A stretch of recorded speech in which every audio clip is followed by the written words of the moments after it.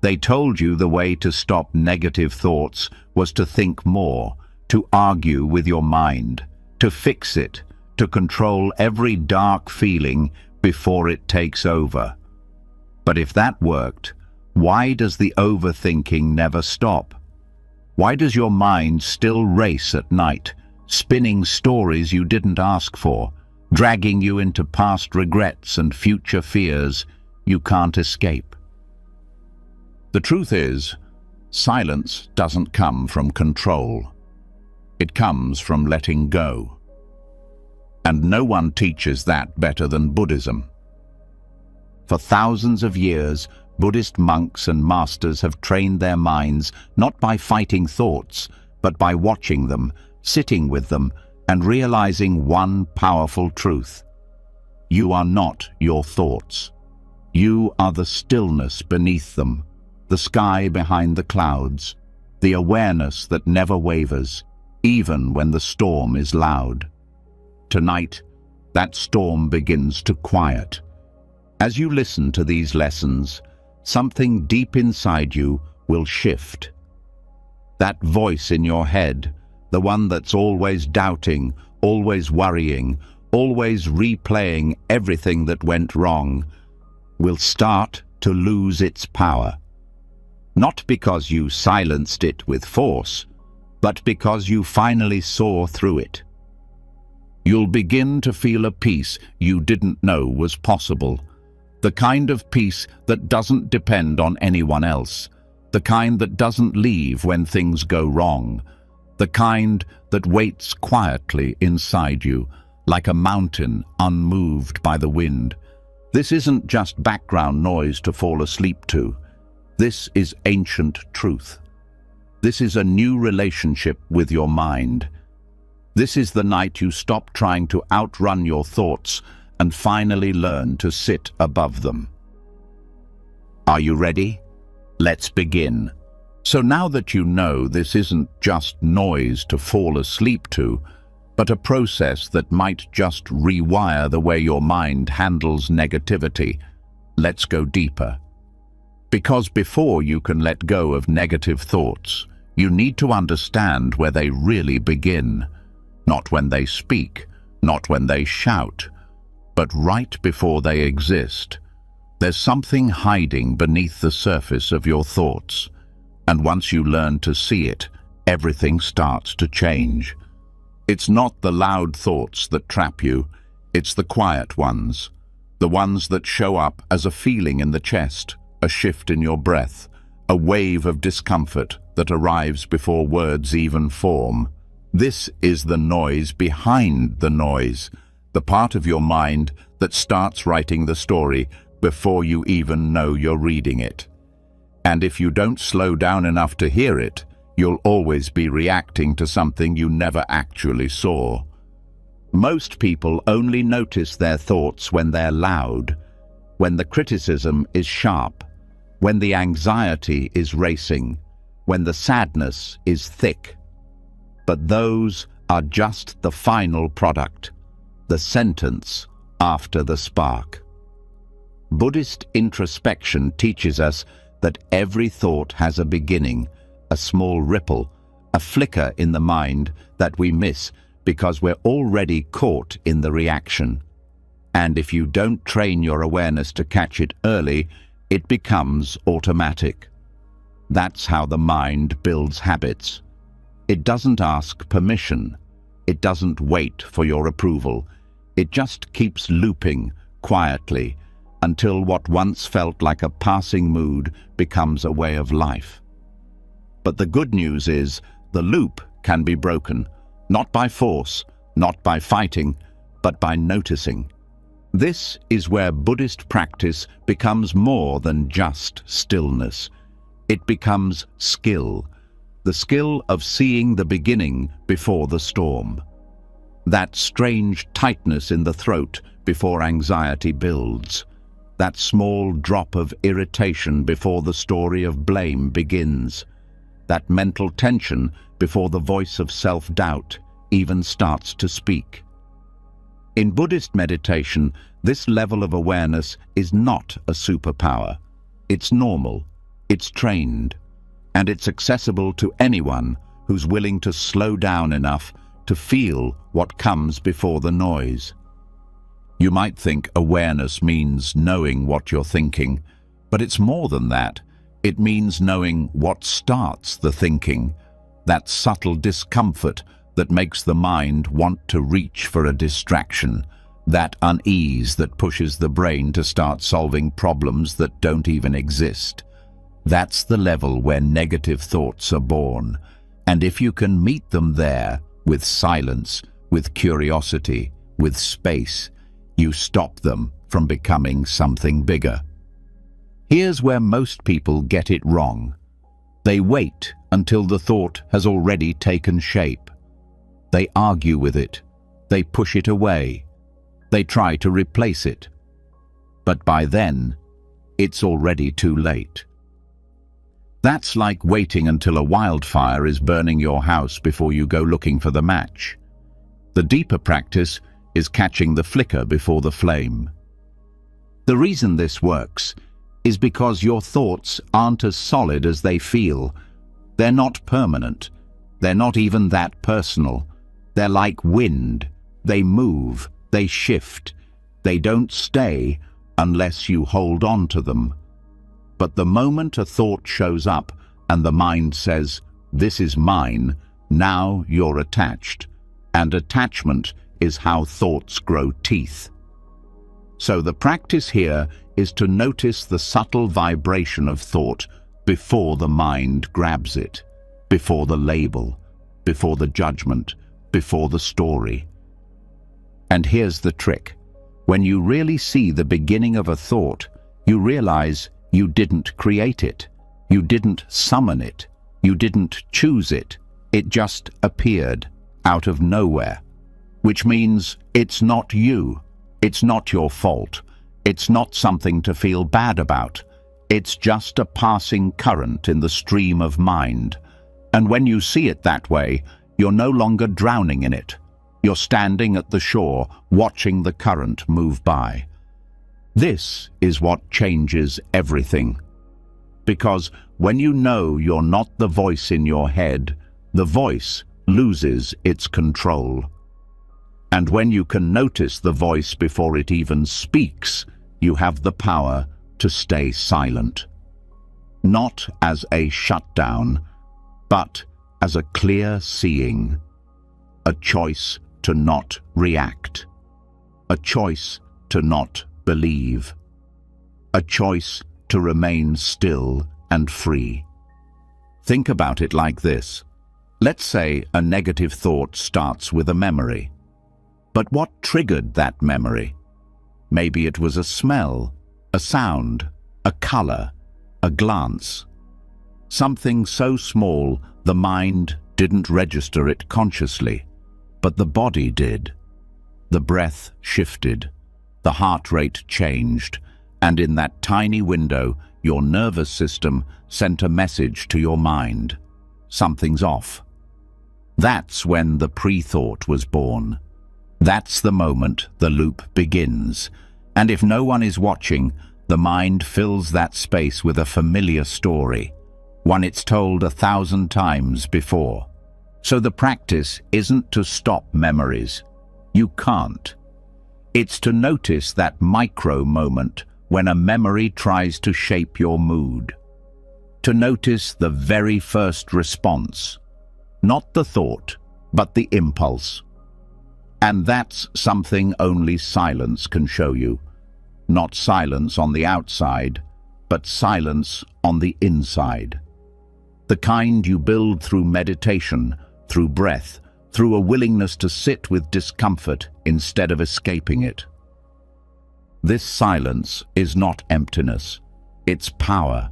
It's the space that shows you what's real before the noise tries to cover it. Because every negative thought has a structure, a beginning, a rise, a climax, and if you catch it before it builds, you take away the energy that fuels it. Think of your mind like a radio. Most people are stuck on a station they didn't choose, listening to mental commentary that's been playing for years. But what if you could hear the static before the song starts? What if you could turn down the volume at the source, not just cover it up with affirmations or distractions? Buddhist awareness teaches this kind of tuning. You learn to feel the subtle signals, the breath tightening, the muscles tensing, the restlessness in your seat. And when you learn to catch those early cues, the mind doesn't need to spin stories anymore. You've already acknowledged what's rising, and when awareness meets rising energy, something softens, something loosens. The thought loses its bite because it was never given the chance to sharpen its teeth. This practice is not about becoming perfect. It's about becoming present. The goal isn't to eliminate all negative thoughts. The goal is to stop giving them power before they even exist. And that's done through observation, through patience, through sitting still and listening not just to what the mind says, but to what it almost says. That's the true silence. That's the real freedom. Now, here's something profound. Buddhist texts say that thoughts arise dependent on causes and conditions. They're not random. They don't come from nowhere. They appear when the right inner climate allows them. So if your mind is cloudy, heavy, tired, certain thoughts will bloom. But if your mind is still, balanced, and attentive, those same thoughts have no soil to grow in. This is why daily practice matters, because you're not just calming your mind, you're changing the conditions that allow certain thoughts to survive. You might not see results in one night, but every time you practice, you get closer to that clarity. You build the skill of noticing faster, and over time, noticing becomes second nature. You stop reacting to everything, you stop believing every thought, and eventually you live more in the space between thoughts than inside them. That's when you know you're really free. So tonight, as your eyes close and your breath slows, let this become your practice, not to force silence, but to notice the noise behind the noise, to feel the early signs, to hear the soft voice before it speaks, and to rest, not in resistance, but in awareness. The thoughts may still come, but they'll come to a different kind of mind, a mind that sees, a mind that listens, and most importantly, a mind that no longer reacts. Let that be your new way of being. So now that the subtle layer beneath your thoughts has been exposed, that quiet shift, that unspoken spark that begins it all, it's time to face something even deeper. Because once you start listening with that level of stillness, something strange happens. Memories you haven't thought of in years begin to stir. Emotions you thought were long gone begin to resurface. Not because you're broken, not because you're doing it wrong, but because silence is the only environment where the past finally feels safe enough to rise. What you're hearing isn't failure, it's feedback. These aren't new thoughts, they're old echoes, fragments of unprocessed experience that have been waiting for stillness to find their way home.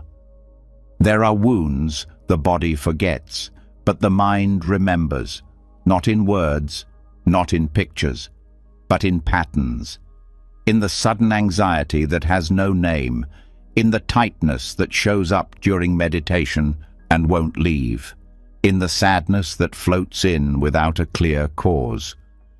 This is what Buddhism calls the residue of clinging, and silence doesn't suppress it, it reveals it. For most of life, distractions do a great job of keeping the past buried.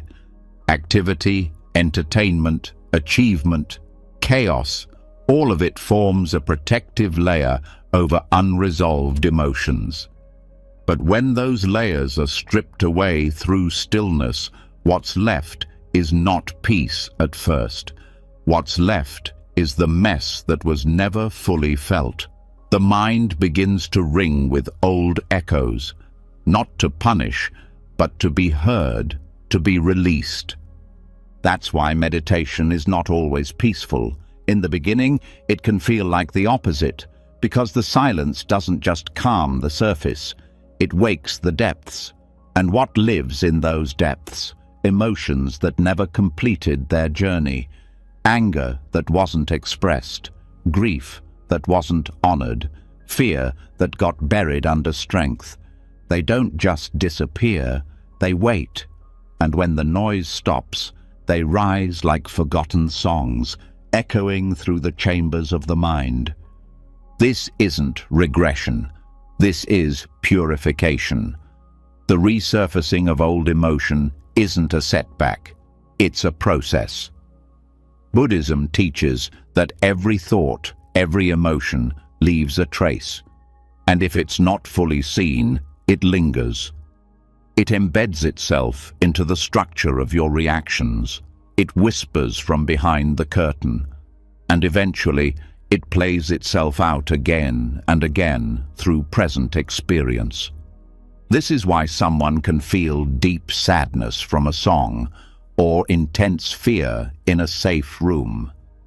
The body is still listening to echoes the mind never understood. But the silence you're practicing now, it becomes the space where those echoes don't take over. They don't have to be acted on. They can simply arise, pass through, and fade. Just like a sound in a valley, it starts strong, bounces once, then disappears. That's what happens when old emotions are met with awareness instead of resistance. They complete their arc, and once they do, they don't return.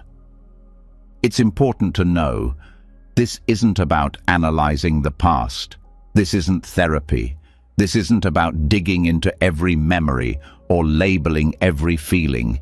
It's about presence, total presence. Feeling without running, observing without judgment, letting whatever arises rise without adding to it. Because when you stop adding, the mind stops clinging, and what it stops clinging to, it stops carrying. The biggest mistake people make when emotions resurface is trying to figure them out. They start building stories, looking for reasons, assigning blame, finding patterns. But none of that is necessary. Emotions don't need explanations. They need space.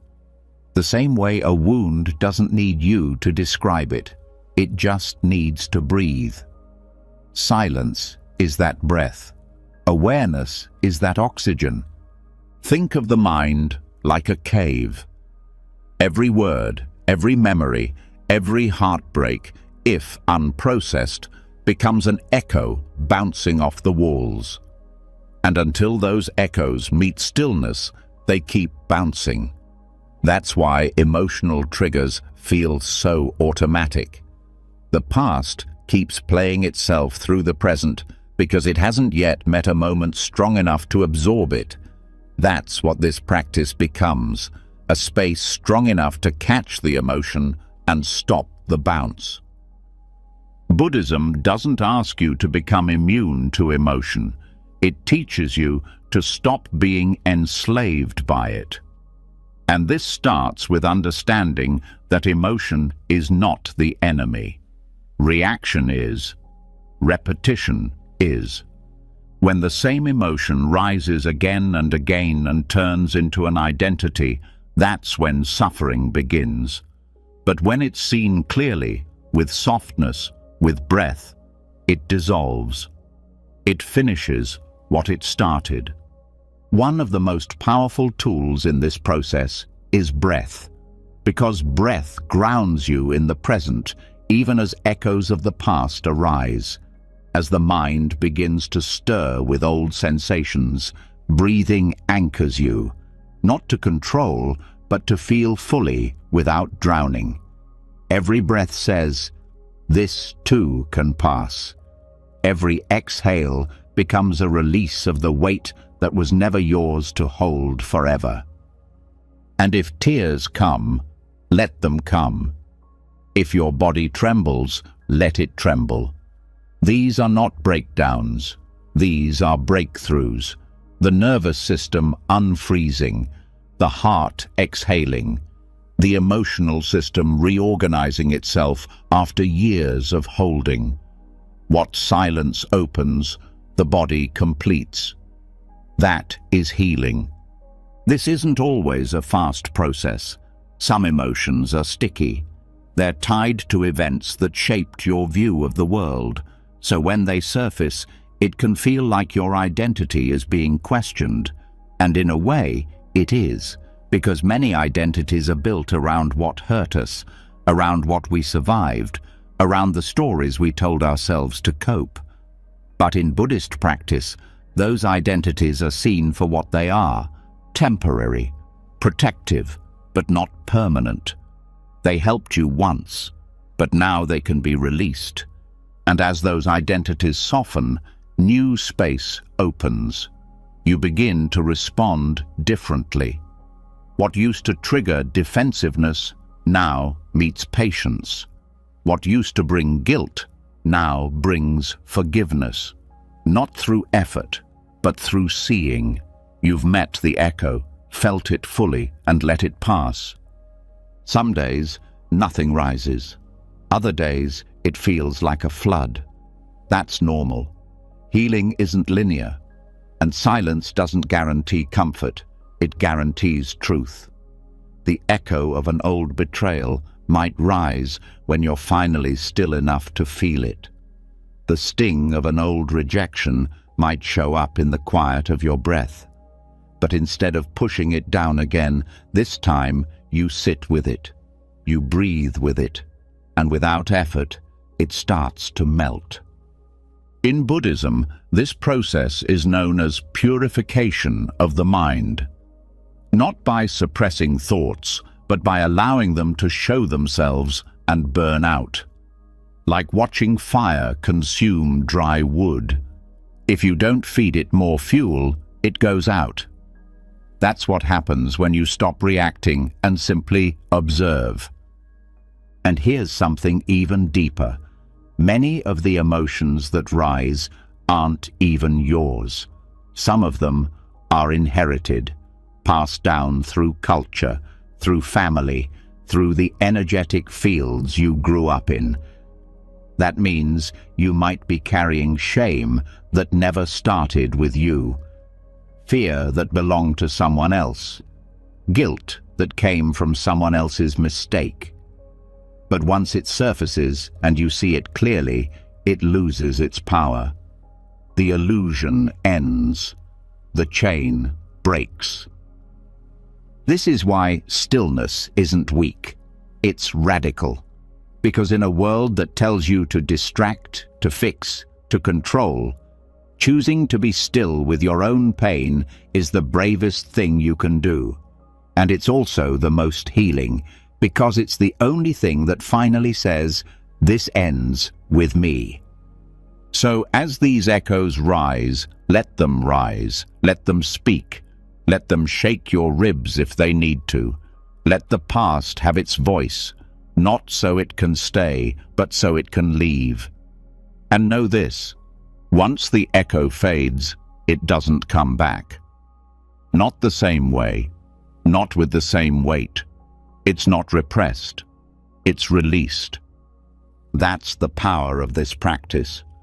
Not the silence that hides, but the silence that reveals. Not the stillness that avoids, but the stillness that transforms. You're not going backward, you're clearing space. You're rewriting your relationship with your own mind by letting the past speak, be heard, and be released. Let the next breath in be the start of that freedom. So, after letting the old emotions rise and fall without resistance, after watching echoes from the past surface and dissolve, you begin to notice something else. something quieter but more persistent.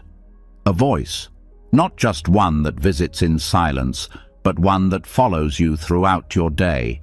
The one that tells you you're not enough, that you should have done better, that you always mess things up. It sounds like your own thoughts, but there's something off about it, because deep down it doesn't feel like you. And that's because it isn't. It never was.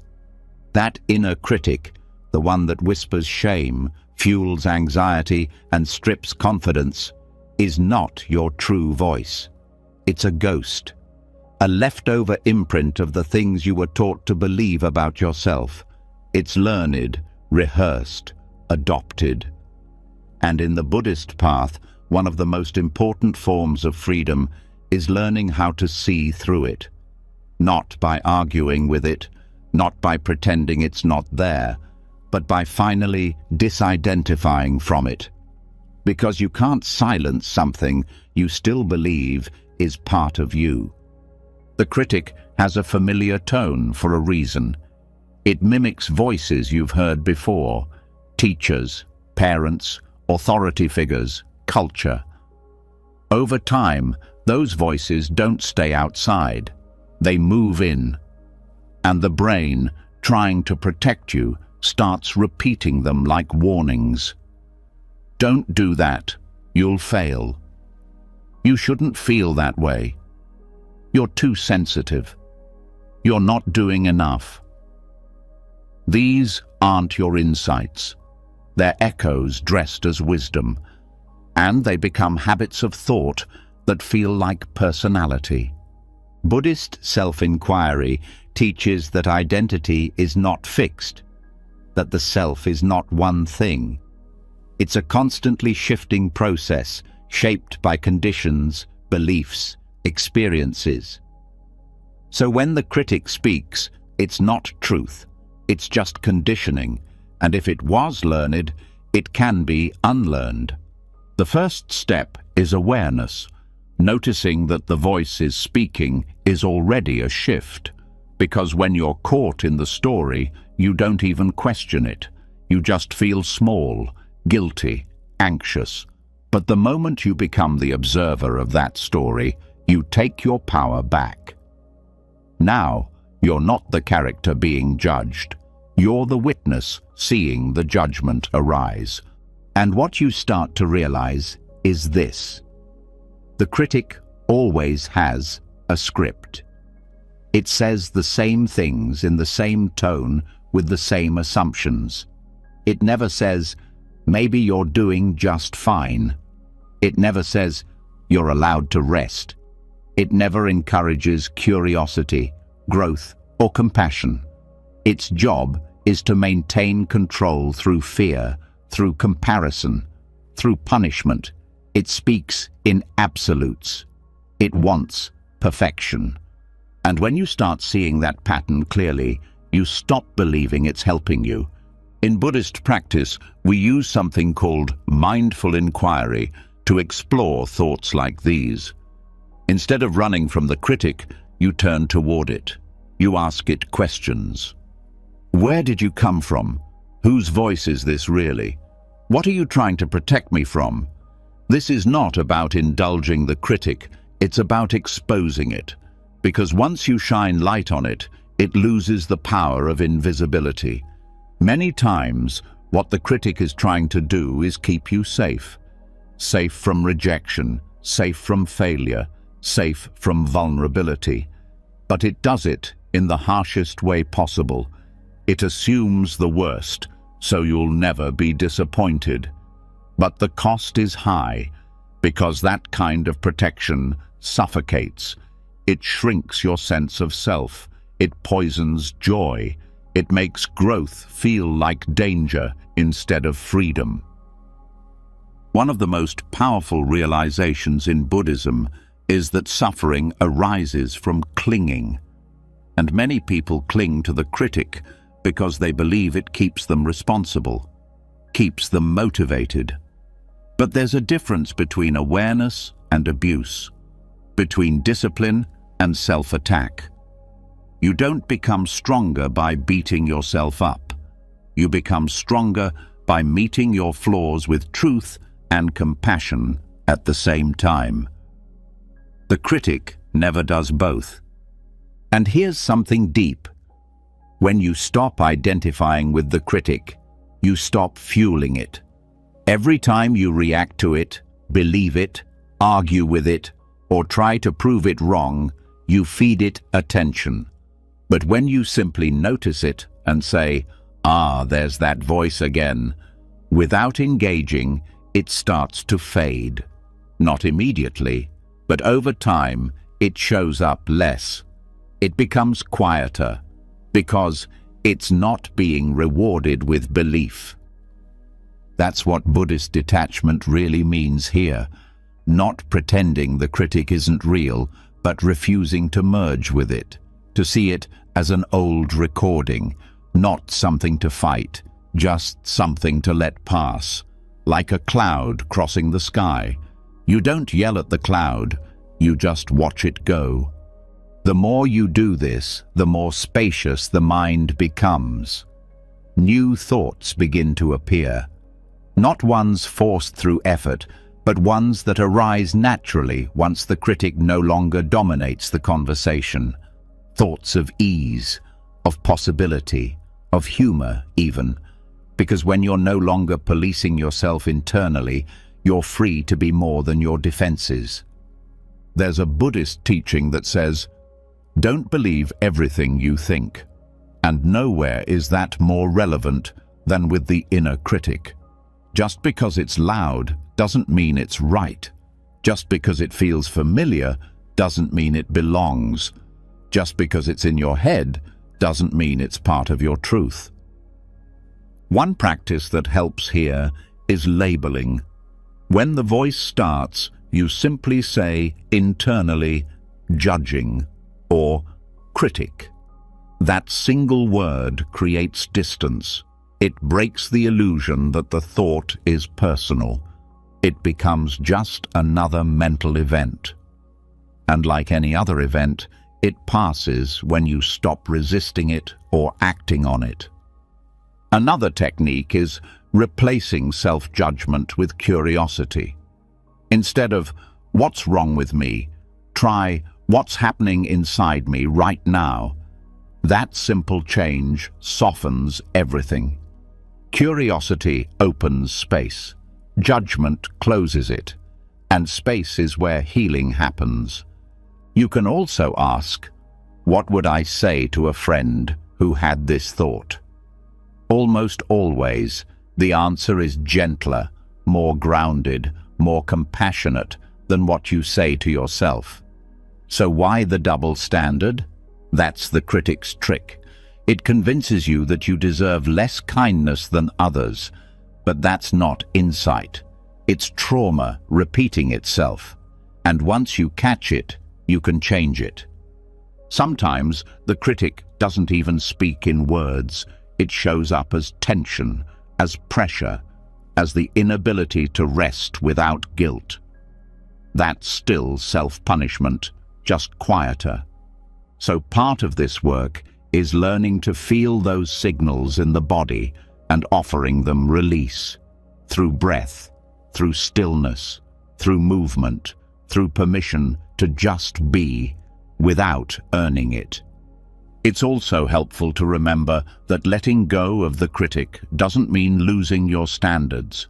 You can still grow, still evolve, but from love, not shame, from excitement, not fear. Buddhist compassion includes wisdom.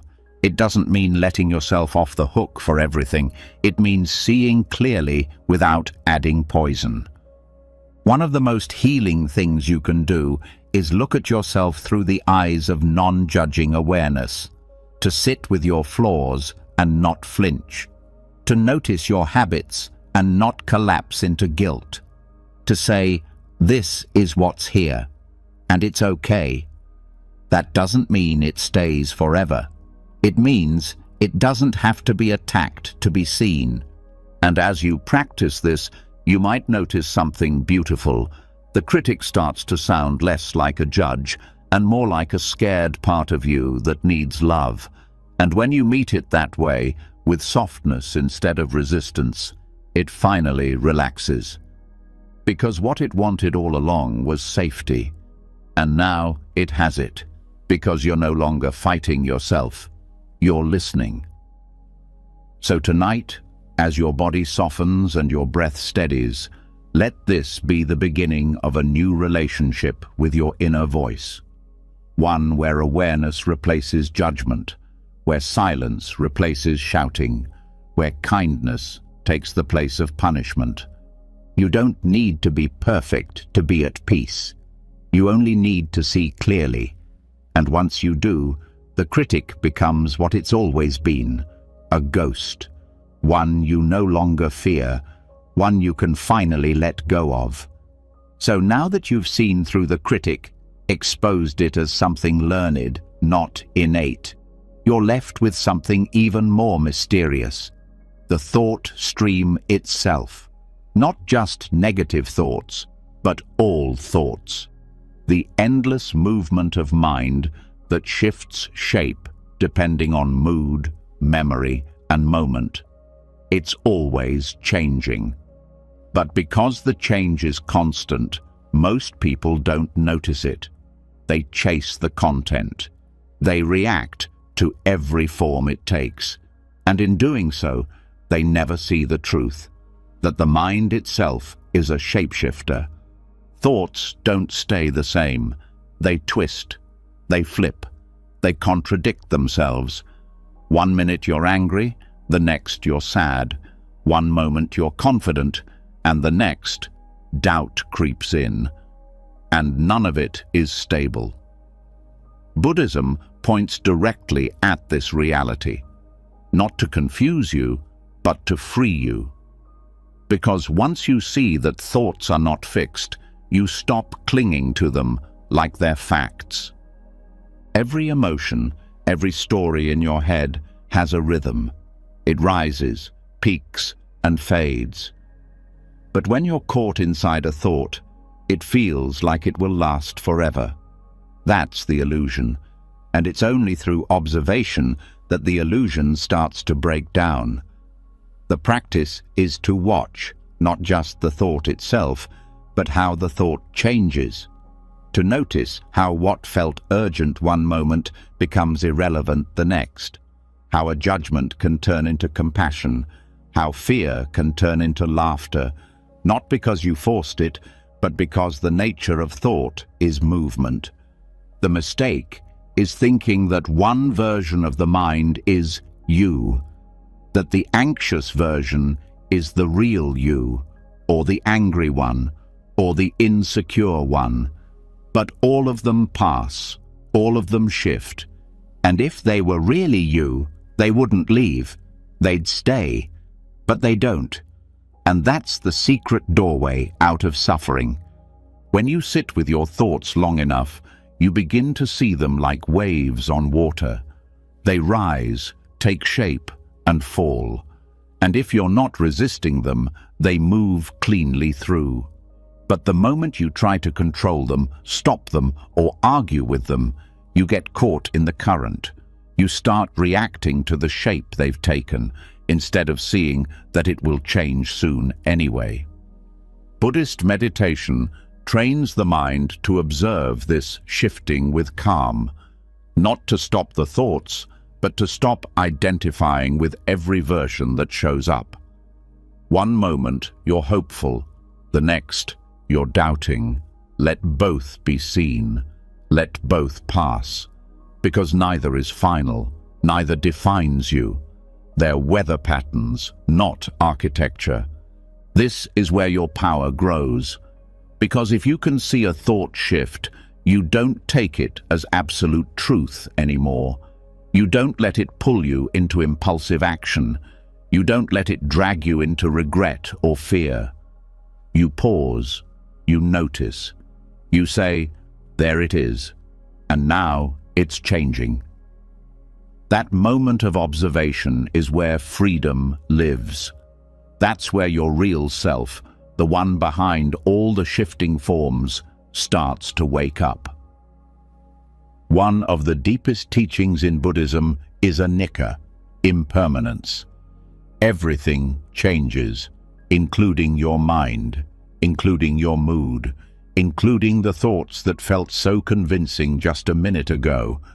And when you can watch that change without reacting, your relationship with yourself begins to transform. You stop being afraid of your own mind, because you've seen it shapeshift too many times to take it so seriously. Let's say you wake up with anxiety. The thought says, something's wrong, and you believe it. Now your whole day feels heavy. But if you watch long enough, that thought morphs. It becomes, maybe I'll be okay. Then it turns into, I'm tired. Then, I want coffee. And suddenly the anxiety has become background noise. That's the nature of thought. It doesn't stay loyal to one story. It jumps. It flips. It recycles. So why treat the first version as final? When you practice stillness, you start catching these shifts in real time. You see the sadness turn into numbness. You see the restlessness soften into calm. You see the mental storm weaken before it passes. And each time you witness that change, your belief in permanence weakens too. That's how you stop being a prisoner of your mind, not by controlling the thoughts, but by watching them change until you no longer fear their arrival. This doesn't mean you suppress how you feel. It means you give it space to breathe and change on its own, because most of the damage comes not from the thought itself, but from clinging to it, saying, "This is how I feel, and it will always be this way." But it never is. And once you start seeing that for yourself, something inside you becomes unshakable. Not because you're never sad, but because you know sadness will pass. Not because you're never angry, but because you no longer build a home inside anger. You see it come. You see it go. There's another important layer to this. The mind doesn't just shape-shift randomly. It shifts based on attention.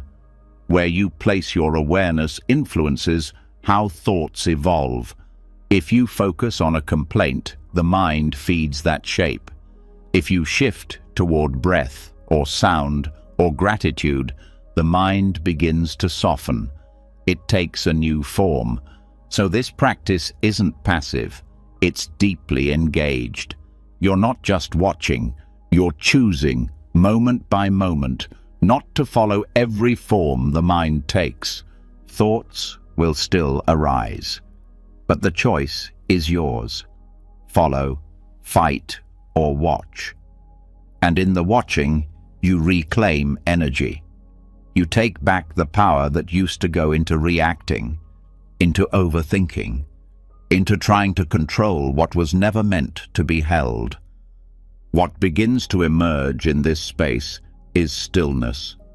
Not because the mind stops moving, but because you stop moving with it. The thoughts swirl, but you remain grounded. They flicker, but you remain steady. And this steadiness becomes your new baseline. One that isn't built on avoiding negative thoughts, but on seeing through their illusion of solidity. This is not indifference. This is clarity. You still feel, still care, still act when needed. But now you act from choice, not reaction, from presence, not panic, from understanding, not confusion. There will be moments where the mind takes a shape that feels overwhelming, a wave of fear, a spike of anger, a rush of insecurity. But even then, you watch, you breathe, you don't merge, You don't become the thought. You let it be a visitor, not a master. And like all visitors, it eventually leaves. The more you practice this, the more flexible the mind becomes. And a flexible mind is a peaceful one. It bends with emotion, but doesn't break. It moves with thought, but doesn't get swept away. And that's what resilience really is. Not rigid control, but fluid awareness. You begin to understand the mind is not the problem. Reactivity is, and reactivity fades in the presence of observation. Stillness is not a lack of thought. It's the space that holds thought without becoming it. And that space is always available, right now, in this breath, in this moment. So tonight, as your thoughts begin their nightly dance, shifting from worry to memory, to planning to doubt, let them shift, let them morph, let them pass. You don't need to hold them, you don't need to fight them. Just see them for what they are, temporary forms, nothing more. And in that seeing, you'll find the part of you that doesn't change. So, after seeing the way thoughts shift their shape, how they rise, change, and dissolve without warning, you might feel a strange sense of relief. But also, maybe a question starts forming. If thoughts aren't solid, why do the same ones keep coming back? Why do certain patterns repeat like a song stuck on loop? Why do some thoughts feel more like habits than anything helpful? That's where we go next. Because sometimes the thoughts we believe are telling us the truth are just telling us what we've rehearsed. The human mind is a creature of habit. Not because it's broken, but because it's designed to protect, to predict, to simplify. Repeating thoughts are one of its shortcuts. They create familiar pathways, so you don't have to figure everything out from scratch. But when those pathways are rooted in fear, shame, or confusion, they become traps. You start thinking in circles. You revisit the same doubts, the same fears, the same worries, not because they're real, but because they're familiar. In Buddhism, this is referred to as samsara, repetition driven by clinging. Not just clinging to things, but clinging to thoughts.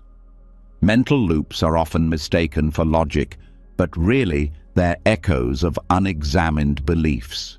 And the more you engage them, the deeper the groove becomes, like walking the same trail every day until the path digs itself into the earth. You might not notice it at first.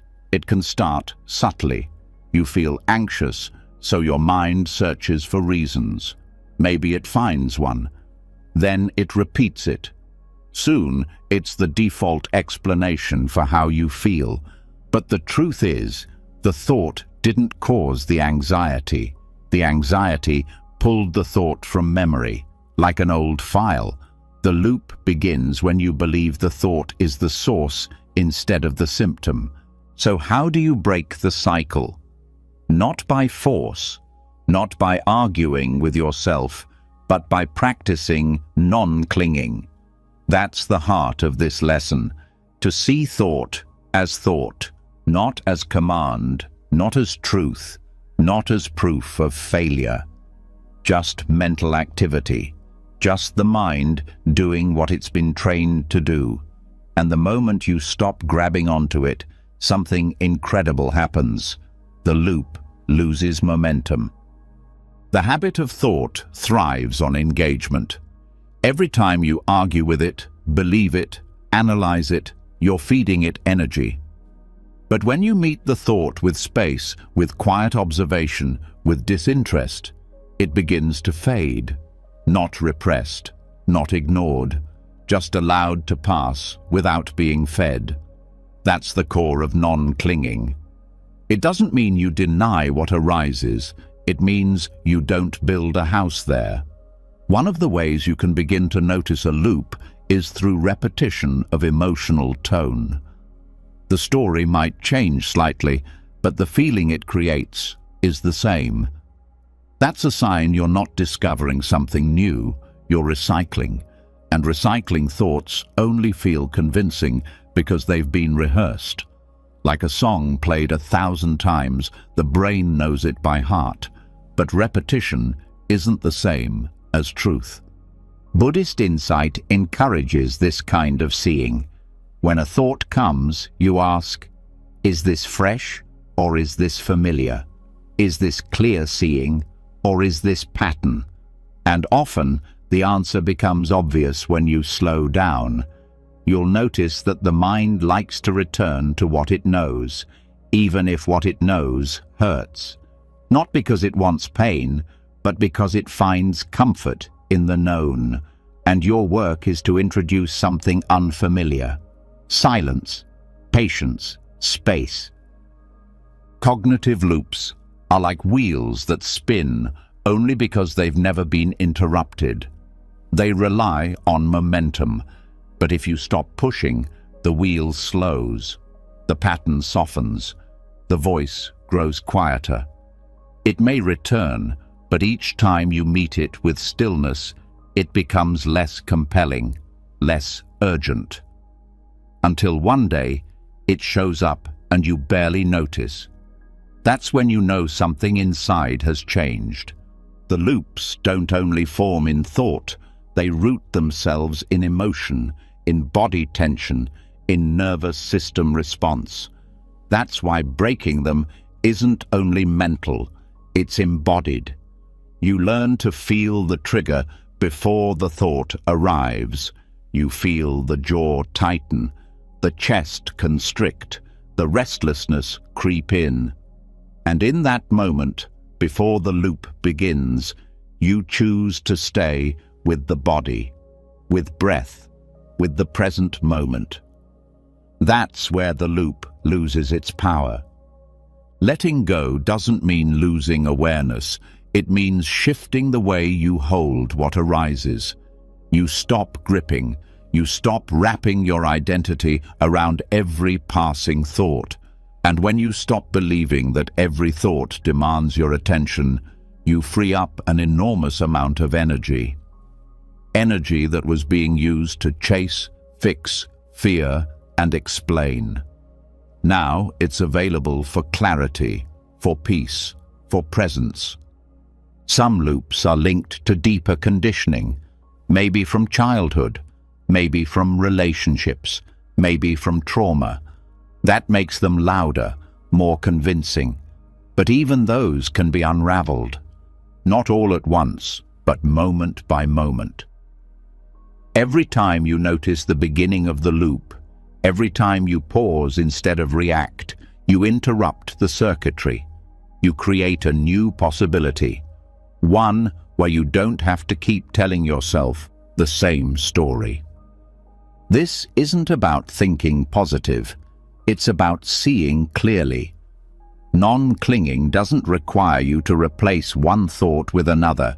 It invites you to step outside the cycle entirely, to see the thoughts as clouds in the sky, some dark, some light, all passing.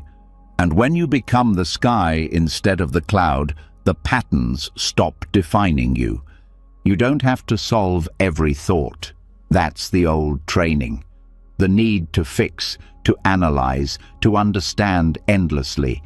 But the deeper wisdom knows, not all thoughts are meant to be followed. Some are just noise. Some are the mind clearing itself out. And when you allow them to arise and pass, without building a reaction, they complete themselves and leave. In practice, this might look like sitting with restlessness and not rushing to label it.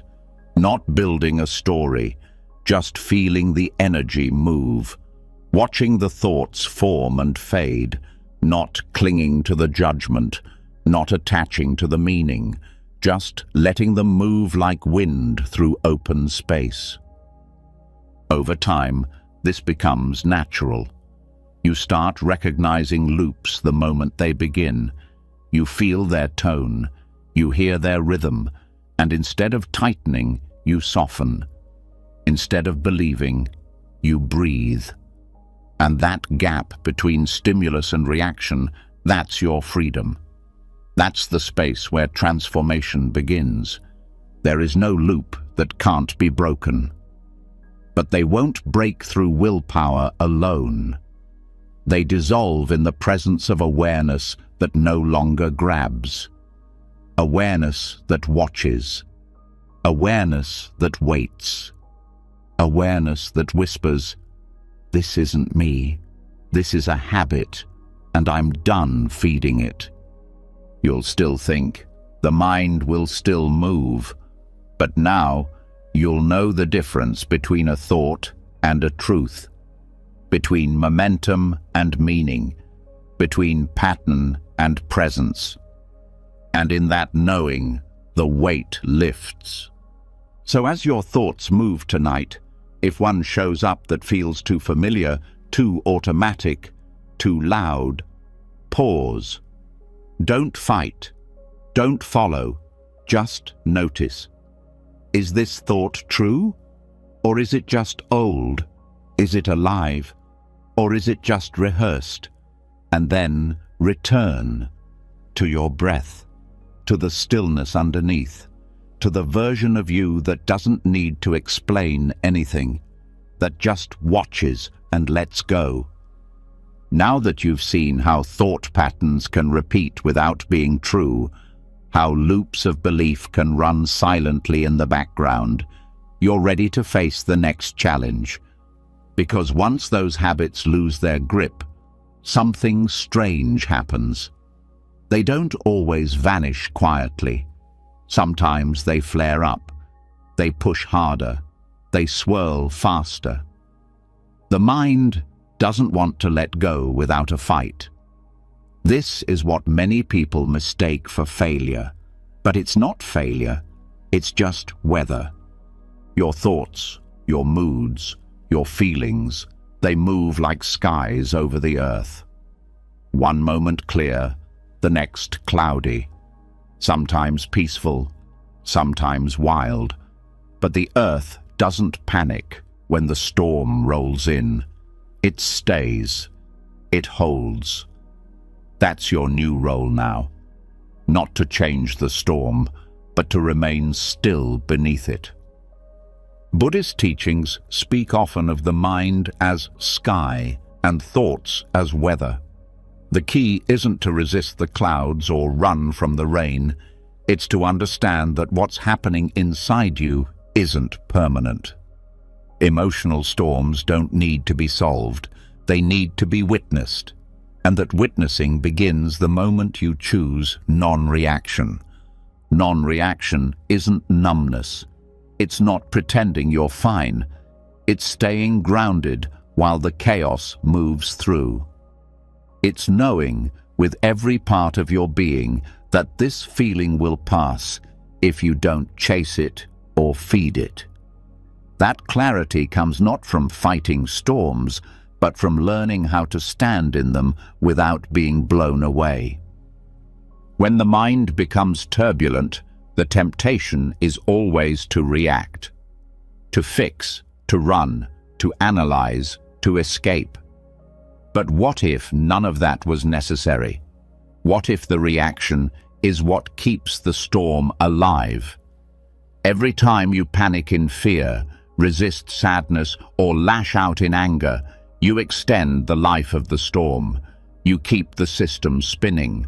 Non-reaction cuts that fuel source. One of the first steps to practicing non-reaction is recognizing the physical signals. The moment you feel the body tighten, the chest get heavy, the breath shorten, that's your cue.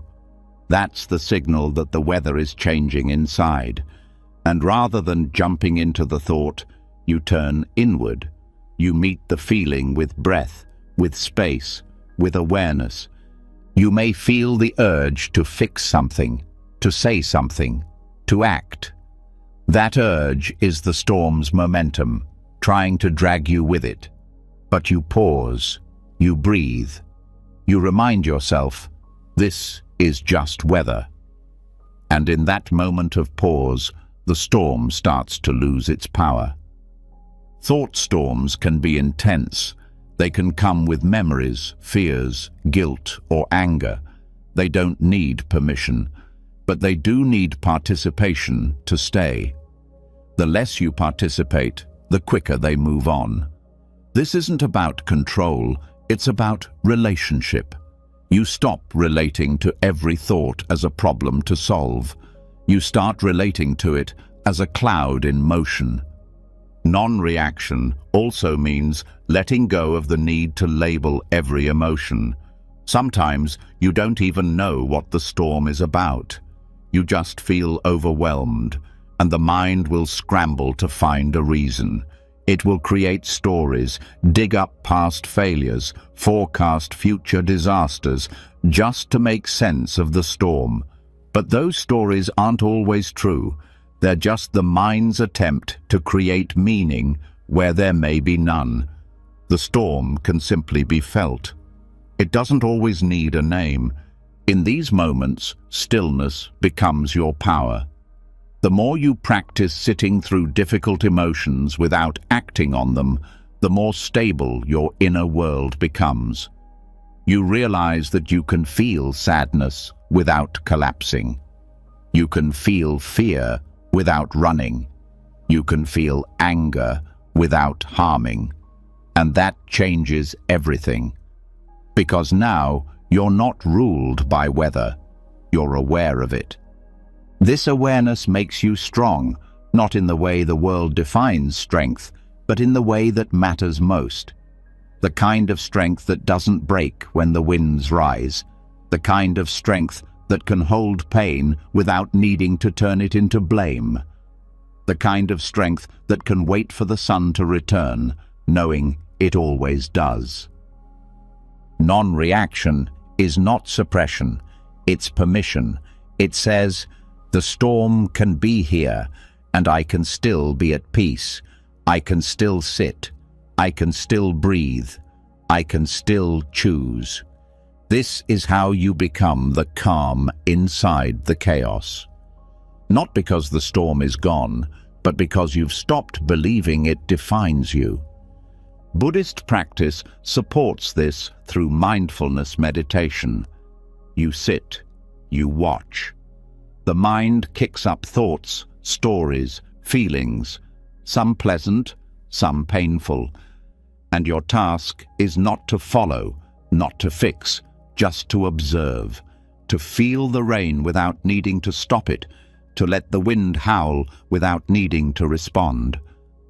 At first, this feels impossible. The storm will feel too loud, too personal. But over time, you begin to notice something subtle. You're still here, even when it storms, even when the mind screams, even when your body shakes, you're still here. That's the awareness behind the weather. That's the part of you that doesn't come and go. And once you know that part, once you feel its presence, you stop fearing the mind. You stop being pulled into every surge of thought. The storm loses its grip, not because it's weak, but because you're anchored now. Anchoring practices help. Grounding in sensation, placing attention on the breath, feeling your feet, naming what you hear.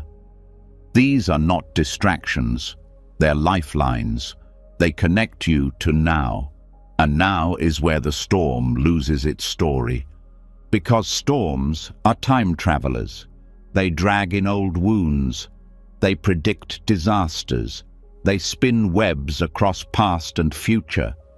But the present is simple. The present is a breath, a heartbeat, a moment. And in that moment, you are free. Not because the storm isn't there, but because you're not inside it anymore. The mind may still storm. It's natural. No one escapes weather. But now, you know the sky isn't broken just because it's cloudy. You know the body isn't damaged just because it trembles.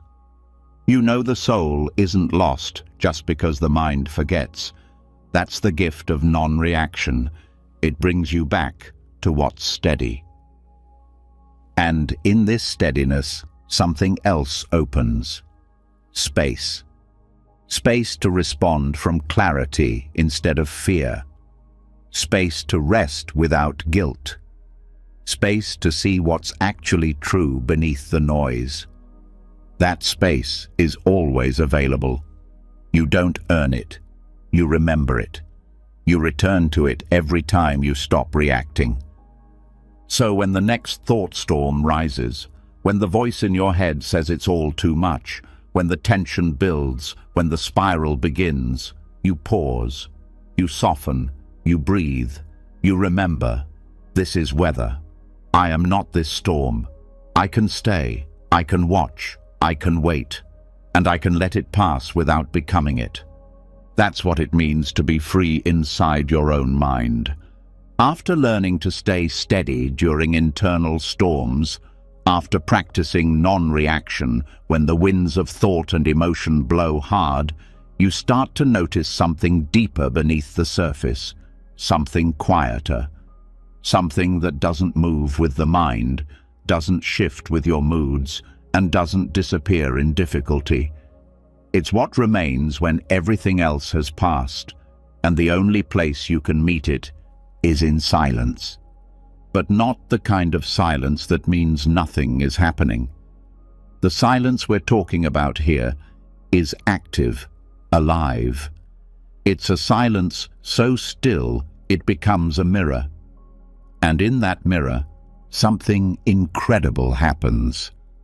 You start seeing what's real and what never was. All your life, you've been hearing voices, thoughts, emotions, opinions from others, stories you repeat to yourself, all of them forming who you think you are. But none of them stay. None of them are constant.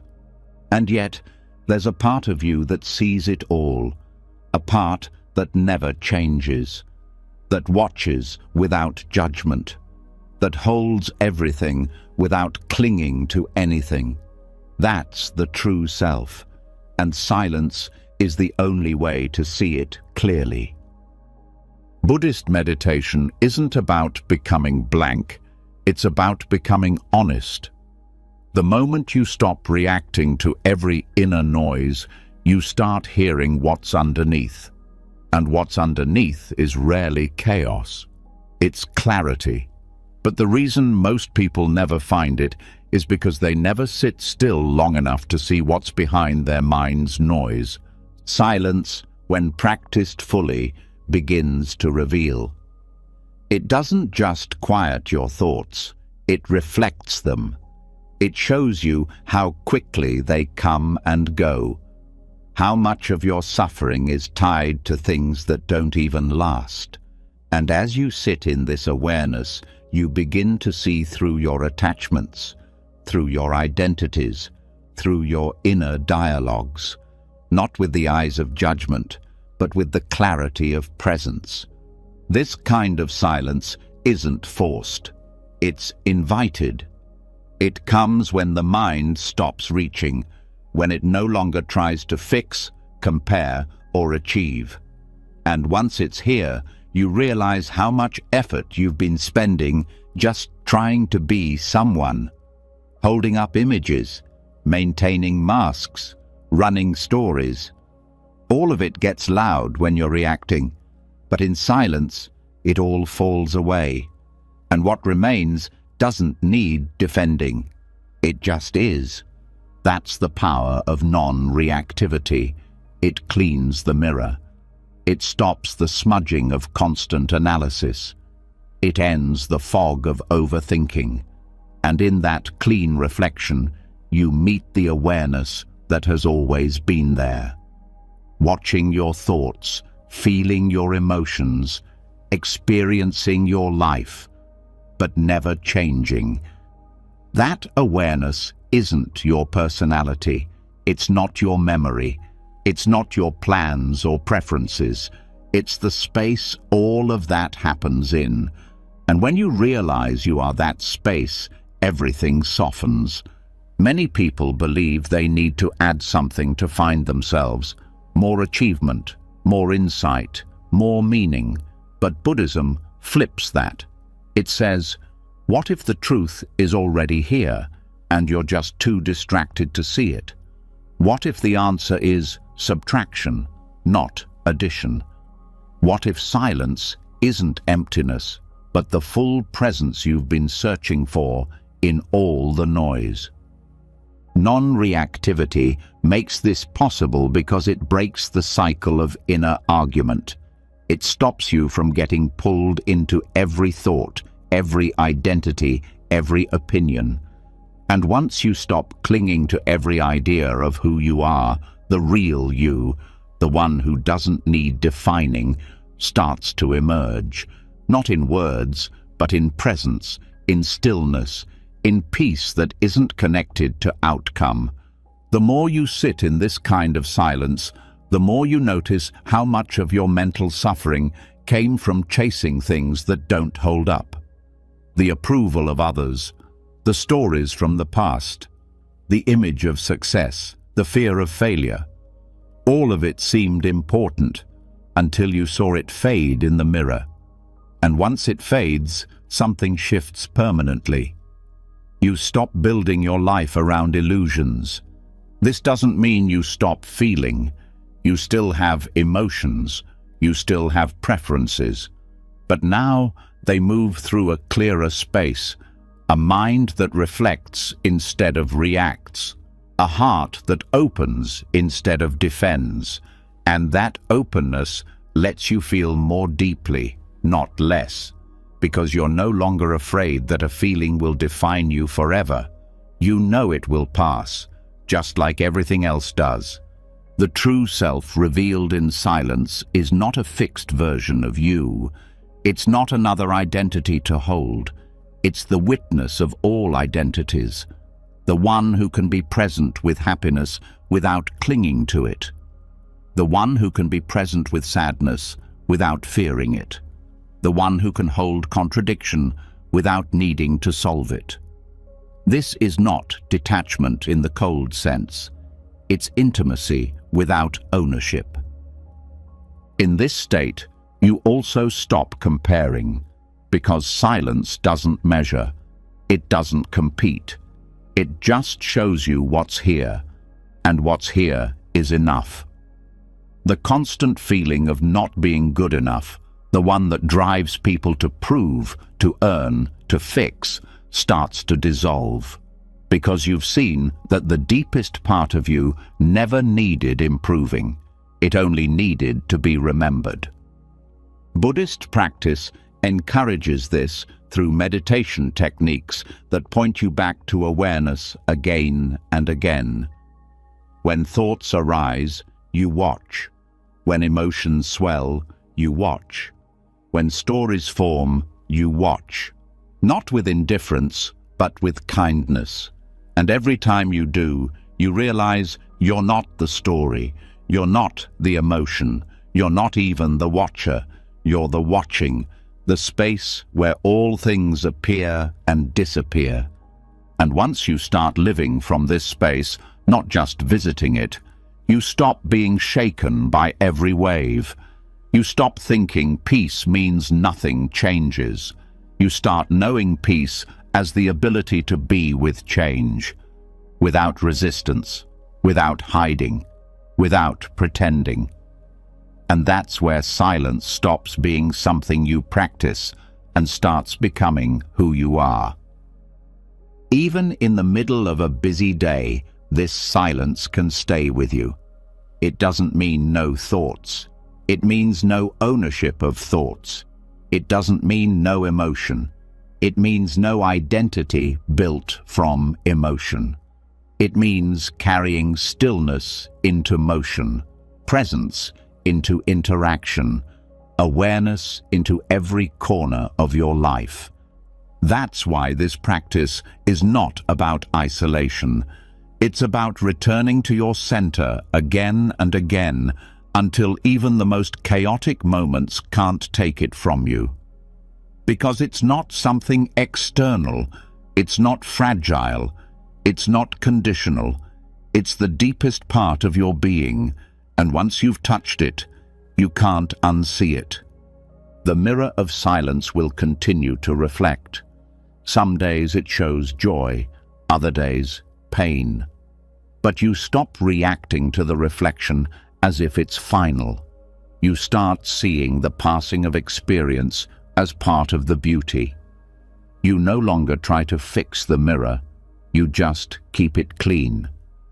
And keeping it clean means staying with yourself. Being honest with what's arising.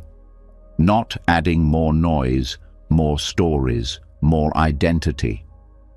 This clarity changes how you relate to others too. You start hearing their pain beneath their words. You stop reacting to their moods.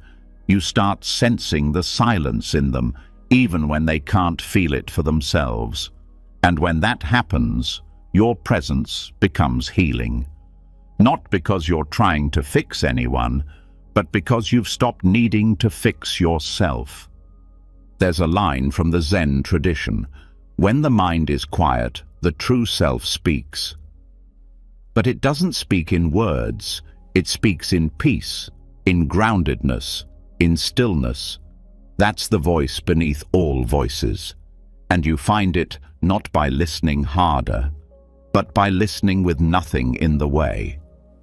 So the next time you sit in silence, when the thoughts start to slow and the reactions fall away, let the stillness show you something. Let it reflect what's real.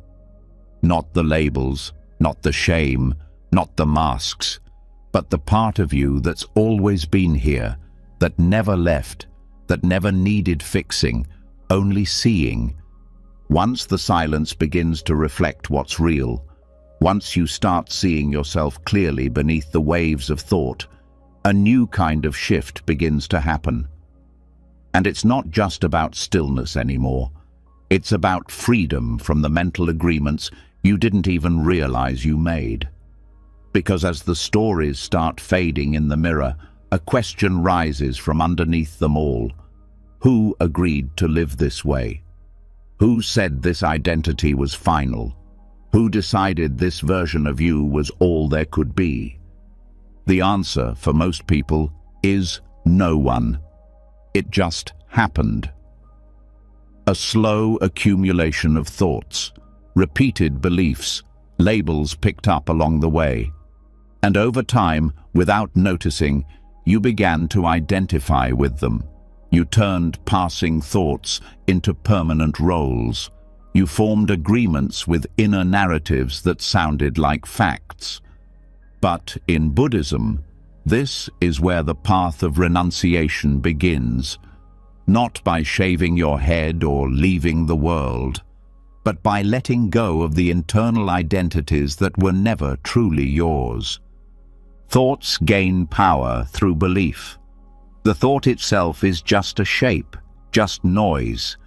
But once you say, "That's me," everything changes. It becomes more than an idea, it becomes a self. And when you do that enough times, you start living from the belief instead of from awareness. You say things like, "I'm anxious," "I'm broken," "I'm not lovable," as if those are your essence. But they're not. They're borrowed stories, inherited voices, rehearsed scripts. And Buddhist renunciation isn't about becoming someone new. It's about releasing the false agreements so who you've always been can finally breathe. This process starts with awareness, like everything on this path. You begin to notice the moment a thought arises and tries to define you. You always fail. No one understands you. You don't belong. Pause there. Don't resist it. Don't believe it. Just see it. See it for what it is, a mental habit, a well-practiced loop. And in that seeing, you have your first opening. Because when you stop agreeing, the thought stops being law. The key is realizing that you don't need to fight the narrative. You don't need to rewrite it. You only need to stop feeding it. Every time you believe it, you reinforce it. Every time you question it, you loosen its grip.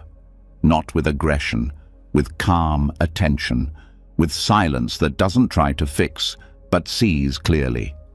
In Buddhism, the concept of non-self doesn't mean you don't exist. It means that what you take to be you is not fixed. It's not a solid structure. It's a constantly shifting collection of tendencies, preferences, memories, and thoughts. When you realize this, identity becomes fluid. You're not stuck in one shape. You're not bound by past versions. And this is the true renunciation, not rejection of self, but release of attachment to false self-concepts.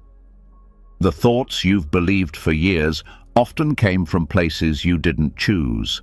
A parent's criticism, a teacher's judgment, a culture's expectations. But once they repeated enough times in your mind, you started owning them. And that's when the suffering deepened, not because the thoughts were true, but because they became personal. This is what makes inner narratives so sticky. They feel familiar, and familiarity creates comfort even when the story hurts. I'm always anxious feels stable, even if it's painful. I'll never change feels known, even if it's not true. Renunciation is the courage to say, I don't need this story anymore, even if I don't know what comes next, even if I feel lost without it. I choose to let it go. Letting go doesn't mean pretending the story never happened. It means you no longer let it define what's possible now. You honor your past, but you don't live in its shadow. You acknowledge the pain, but you stop building your future around it. This is the hardest part, because when you drop the identity, you also drop the certainty. But in that space, something alive begins to grow. The Buddhist path teaches that liberation doesn't come from improvement. It comes from release, from seeing that the me you've been trying to fix isn't something you need to hold on to. When you stop reinforcing that false center, what remains isn't emptiness, it's spaciousness. You feel lighter, quieter, more honest, not because you've become someone new, but because you've returned to what was never broken. One practice that helps here is labeling the thought as a narrative, not a fact. When you hear the inner voice say, I can't handle this, pause. Ask yourself, who said that first? Where did it come from? And what happens if I don't believe it today? This questioning isn't analysis, it's gentle separation. It allows you to see the thought arise, recognize its origin, and decline the invitation to believe it again. Another practice is watching how quickly thoughts try to return to identity. Even during meditation, you might feel peaceful for a moment, and then a voice says, "But this won't last." That's the narrative trying to reassert itself. You can't really change. You're faking this peace. These are the final layers of the story, and when you meet them with awareness instead of reaction, you break the agreement. Because that's what each belief is, an agreement, a handshake between thought and identity. And when you withdraw your hand, the connection ends. The thought floats by, the feeling fades, and suddenly you're not who you thought you were. You're free to respond instead of repeat. This freedom opens up in every part of life. You stop needing to prove things to people who don't see you. You stop repeating arguments in your head just to feel right. You stop holding on to versions of yourself that made sense a decade ago, but don't fit anymore. You begin to speak more honestly. You begin to walk more lightly. You stop dragging around the weight of who you were supposed to be. And people will notice. They may ask, what changed? Why you seem calmer? Why you don't get pulled into the same drama? The answer isn't a secret. It's just this. You stopped agreeing with the stories that were never really yours. This doesn't mean life becomes perfect. Thoughts still arise, voices still speak, but now you see them as passing weather, not permanent identity. You don't resist them, you don't obey them, you just let them come, let them go, and stay centered in the awareness that doesn't need to be anything other than present. That's the gift of Buddhist renunciation. It doesn't take away your personality. It removes the mask you didn't know you were wearing. The one built from fear, from shame, from survival. And once it's gone, what's left is something softer, more open, more real. There's a teaching in the Buddhist texts that says, just as a snake sheds its skin, so must the mind shed its past selves, not to be empty, but to be new, to be free, to stop mistaking old thoughts for current truth. So when a thought arises that tries to define you, when the mind says, this is who you are, pause, breathe, and ask, who would I be without this story? What opens up when I stop believing this voice? What freedom becomes possible when I stop holding on to who I've been?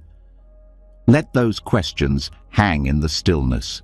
So once the inner stories begin to loosen, once those invisible agreements are broken and the old identities lose their hold, something strange tends to show up in their place. Not peace right away, not joy, but doubt. And that's where many people hesitate. Because doubt is uncomfortable. It makes you question what's real. It shakes the ground that once felt certain. But in Buddhism, this moment isn't a problem. It's a path. Doubt, when approached with awareness, becomes one of the most powerful teachers on the journey. Doubt has a reputation as an obstacle, a signal that something's wrong, a sign that you're off track. But that's only because of how it's usually handled, with fear, resistance, and shame. Buddhist practice teaches something radically different. It invites you to step closer to doubt, to get curious about it, and to see it not as a stop sign, but as a door. Doubt, when met with mindfulness, doesn't close you down, it opens you up. The first thing to understand is that doubt appears in two forms.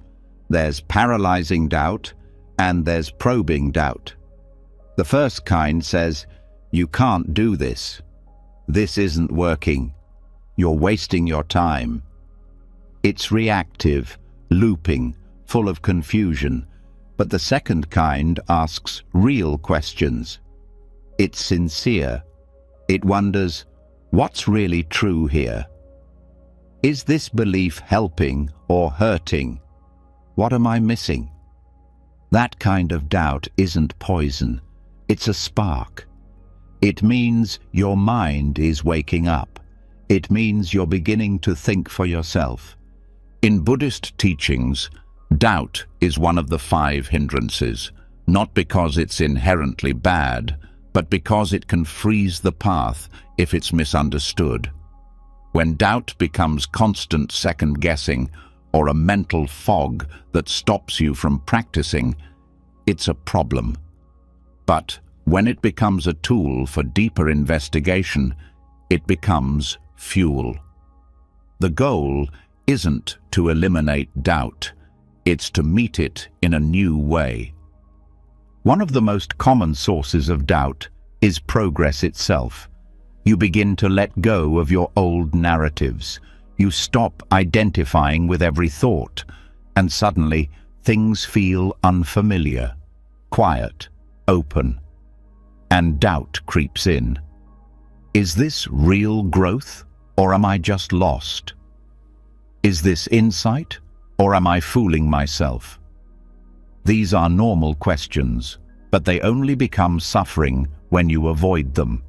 Buddhist mindfulness says, turn toward the doubt, sit with it. Don't rush for answers. Let the question breathe. This approach transforms the entire experience, because now, instead of running from discomfort, you're using it. You're listening to it. And that listening reveals layers you never saw before. Often, doubt covers deeper fears. Fear of change, fear of letting go, fear of being wrong. When you pause and stay with doubt, those fears start to show themselves, and once seen, they lose their grip. There's also a beautiful teaching in Buddhism that says, doubt only arises in minds that are trying to wake up. A dull mind doesn't doubt. It repeats. But the moment you begin to question what you've been told, what you've believed, how you've been living, that's not weakness. That's awareness trying to deepen. It means the old autopilot isn't good enough anymore. This is especially true with spiritual practice. When you begin meditating or working with mindfulness, the mind will often push back. This is pointless. I'm not doing it right. Nothing is happening. These doubts are signs that you're entering a new space, one where thought can't control everything anymore. And thought doesn't like that.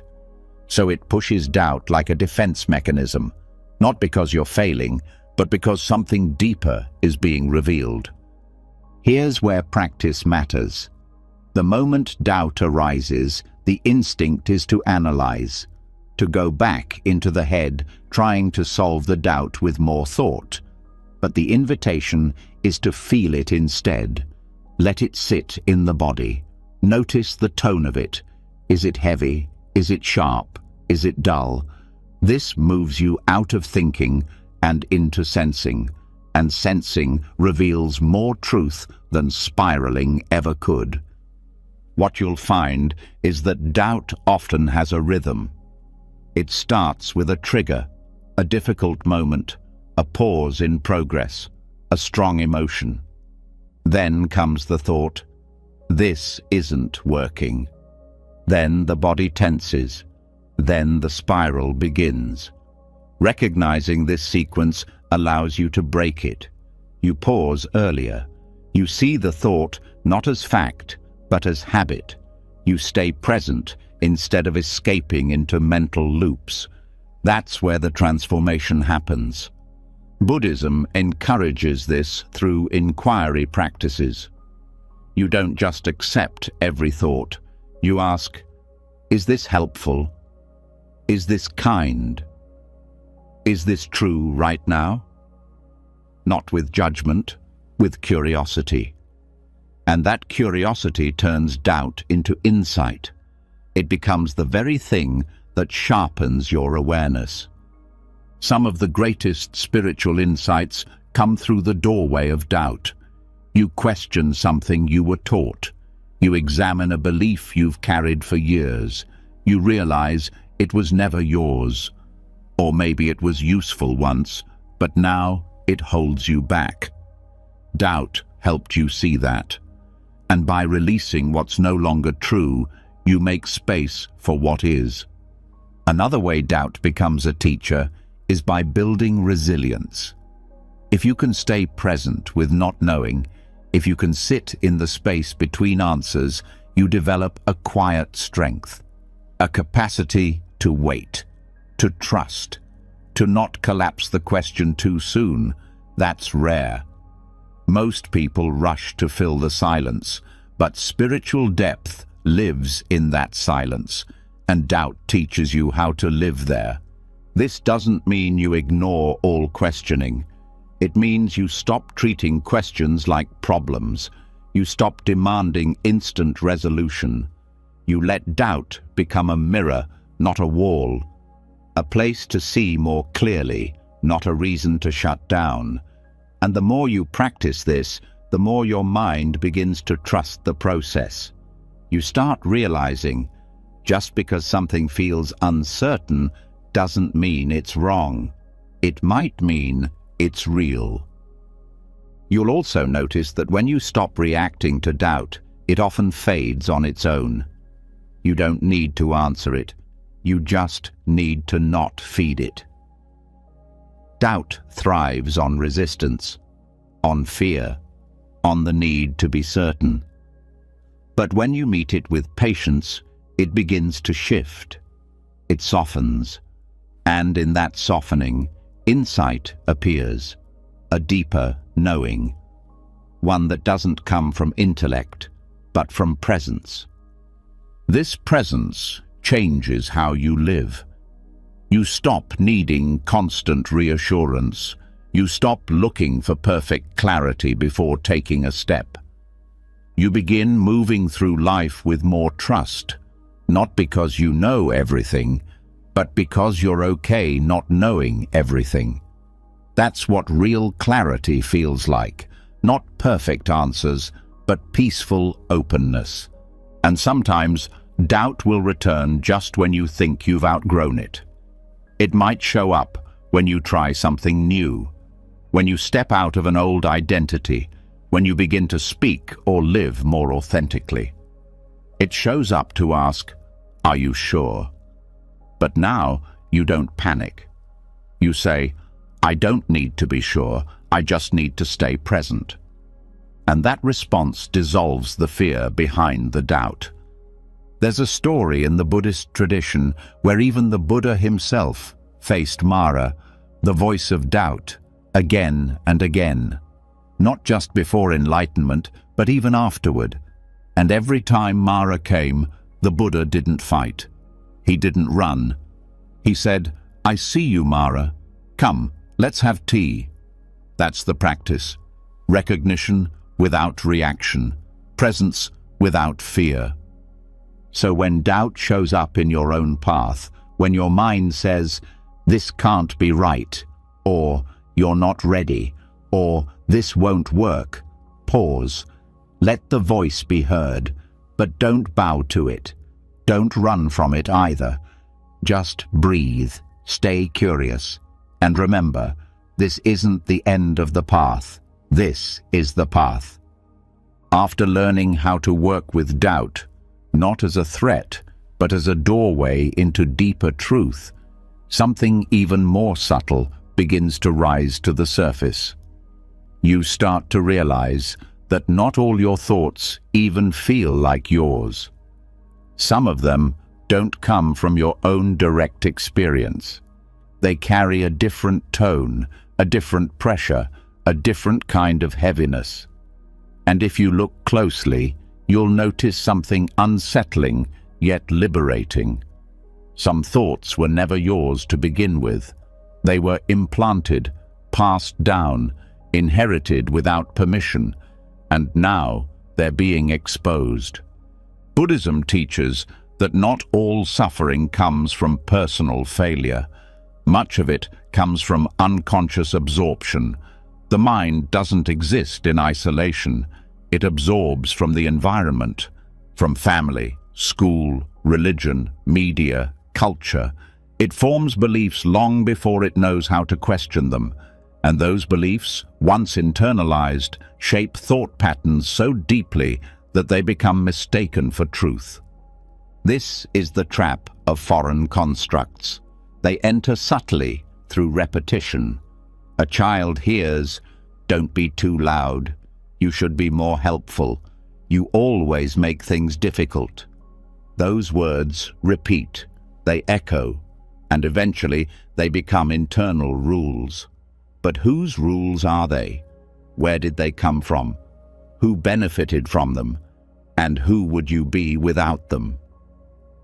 These are the questions Buddhist self-inquiry encourages you to ask, not to judge your past, but to free you from it. Because the first step to healing a mind filled with borrowed narratives is recognizing they were borrowed. You didn't consent to them, you didn't write them, and you don't have to keep living by them. One of the clearest signs of a foreign thought is how automatic it feels. It doesn't come from reflection, it's just there. Quick, loud, unquestioned, and often it comes with shame. I should have done more. I'll never be good enough. People will judge me. These aren't truths, they're scripts. And the moment you start observing them, instead of obeying them, the script starts to fall apart. This isn't about blame, it's about clarity. No one goes through life without absorbing something from the outside world. Cultural standards, gender roles, success formulas, spiritual dogmas, they all sneak in over time. But the Buddhist path is about direct experience, not hand-me-down beliefs, not borrowed guilt, not societal expectations you were never meant to carry. It's about looking at each thought and asking, is this mine, or is this someone else's voice in disguise? You'll notice these constructs don't just affect your self-image. They influence your decisions, your relationships, your behavior when no one's watching. That's how deeply they're embedded. And until they're seen clearly, they keep running your life like invisible strings. A common example is productivity. The idea that you are only valuable when you're busy, when you're achieving, when you're proving. This thought runs through modern society like electricity. But it's not truth. It's culture. A culture that fears stillness, that monetizes exhaustion, that celebrates burnout as dedication. If you've absorbed that, then every time you rest, guilt will show up. Not because rest is wrong, but because the thought that governs your worth is foreign. Another example is emotional suppression. Many people are taught not to cry, not to show fear, not to express anger.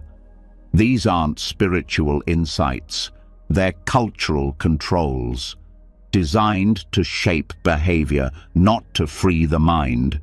And once internalized, they become the inner critic. They speak in shoulds. You should be stronger. You shouldn't feel this way. But who decided that? Where did that voice come from? And how long are you going to keep believing it? When you sit in meditation long enough, these patterns start to reveal themselves. They lose their invisibility. You notice how they speak, how they twist, how they replay in the same way. And something inside you finally says, "This doesn't feel like me." That's the beginning of release. But release takes courage, because sometimes these foreign thoughts are tied to people you loved, parents, teachers, communities. Letting go of the thought can feel like disloyalty. But it's not betrayal, it's clarity. You're not rejecting anyone. You're reclaiming the right to think freely, to feel honestly, to live from presence instead of programming. Buddhist teachings use mindfulness not just to quiet the mind, but to clean it, to filter out what doesn't belong, to catch the thought before it becomes identity. And one of the most powerful tools in this process is gentle questioning, not harsh interrogation, just simple, steady curiosity. Who told me this? Do I know it's true? Does this thought bring peace or pain? The answers don't come all at once, but they come, and with them comes freedom. You'll also notice that these foreign constructs often conflict with each other. One voice says, "Speak up." Another says, "Stay quiet." One says, "Be independent." Another says, Don't upset anyone. These contradictions are signs that the thoughts were layered from different places, and the confusion isn't your fault. It's the natural result of absorbing too many rules without sorting them. The work is to untangle the threads, not to become thoughtless, but to become choiceful, aware, present. You may keep some of those ideas. You may discard others. The point is not to empty your mind. It's to make sure it's your mind, not a museum of other people's expectations. This clarity shifts everything.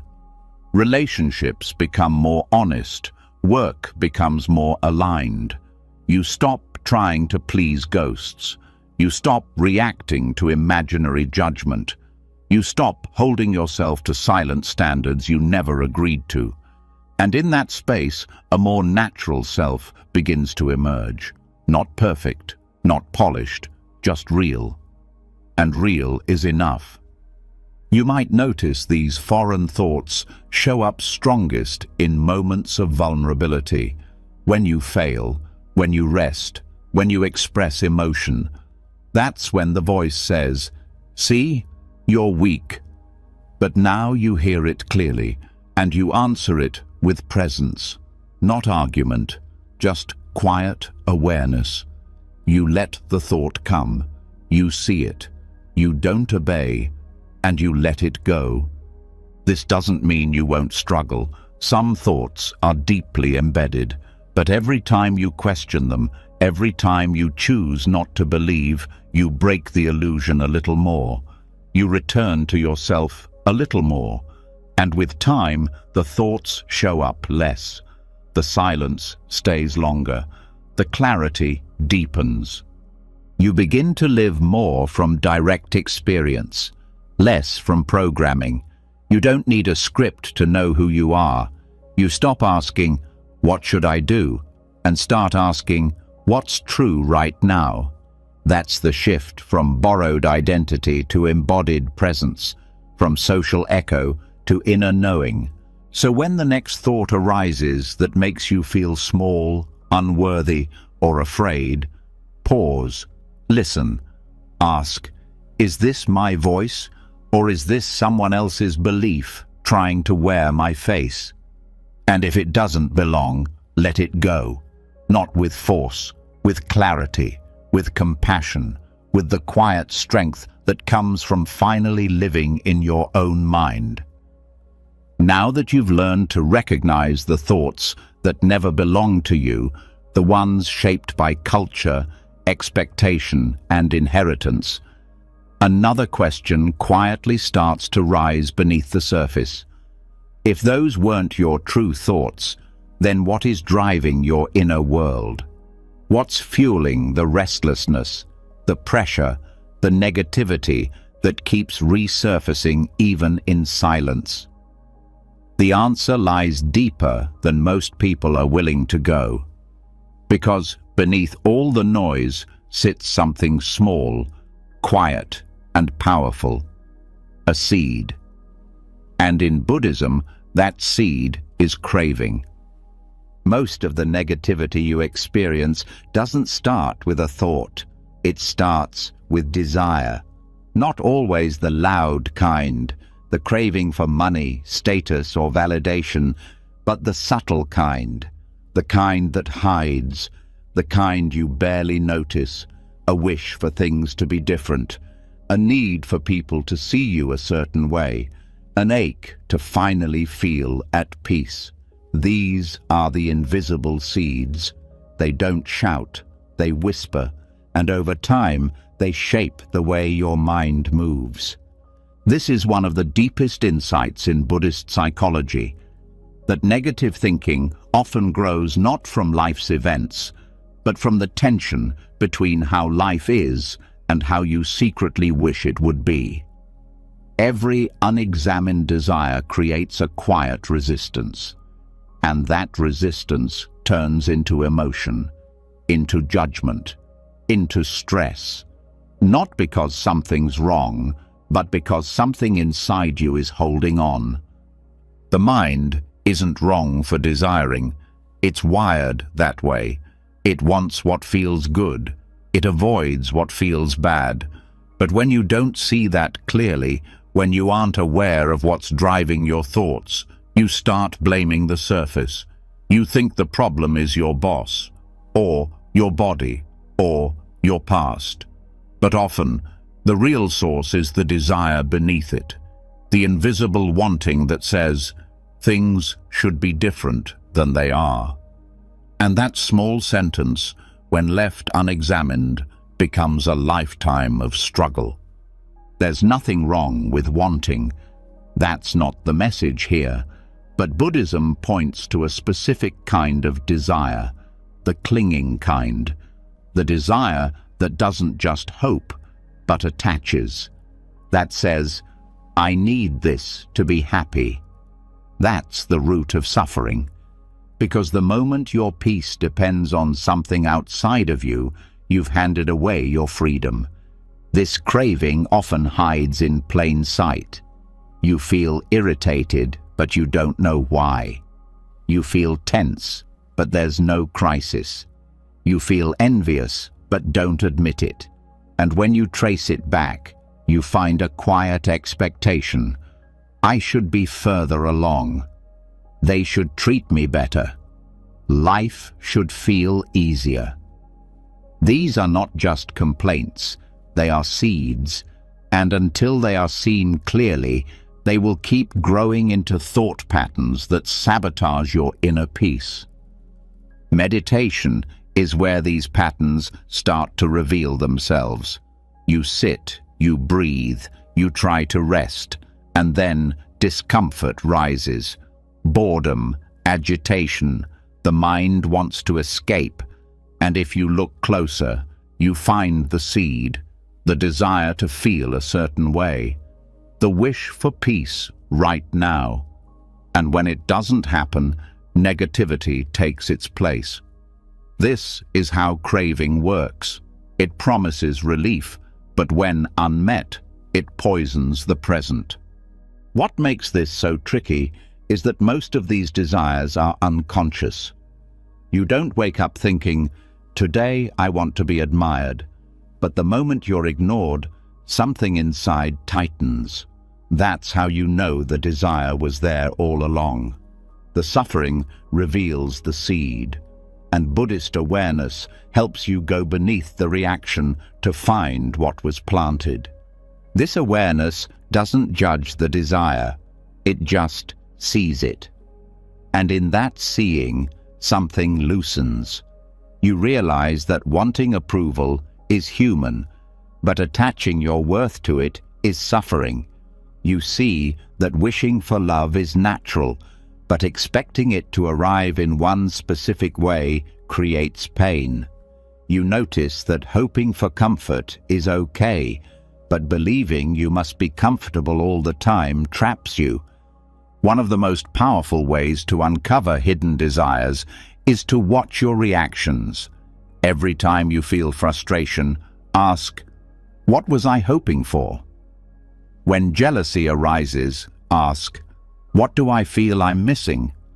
When sadness lingers, ask, what part of life am I refusing to accept? These questions aren't meant to shame you. They're meant to reveal the invisible seeds, because only when you see them clearly can you stop feeding them. There's also a truth most people avoid. Not all desires are worth keeping. Some were planted by insecurity, others by marketing, others by unresolved pain. Just because something feels like it's yours doesn't mean it belongs in your life. Buddhist renunciation isn't about giving up joy. It's about releasing the cravings that steal joy by convincing you you're not enough without them. This clarity can be uncomfortable because it forces you to admit how much energy has been spent chasing what never needed to be chased. But that discomfort is also freedom. It means You're waking up. You're no longer letting invisible cravings shape your thoughts, your emotions, your sense of self. Sometimes the desire is subtle, the need to be understood, to be seen, to be respected. These seem harmless, but if they become conditions for your peace, they'll trap you, because no one can guarantee you'll be understood, or praised, or validated. And when those moments don't come, negativity rises, not because life is cruel, but because a quiet attachment wasn't met.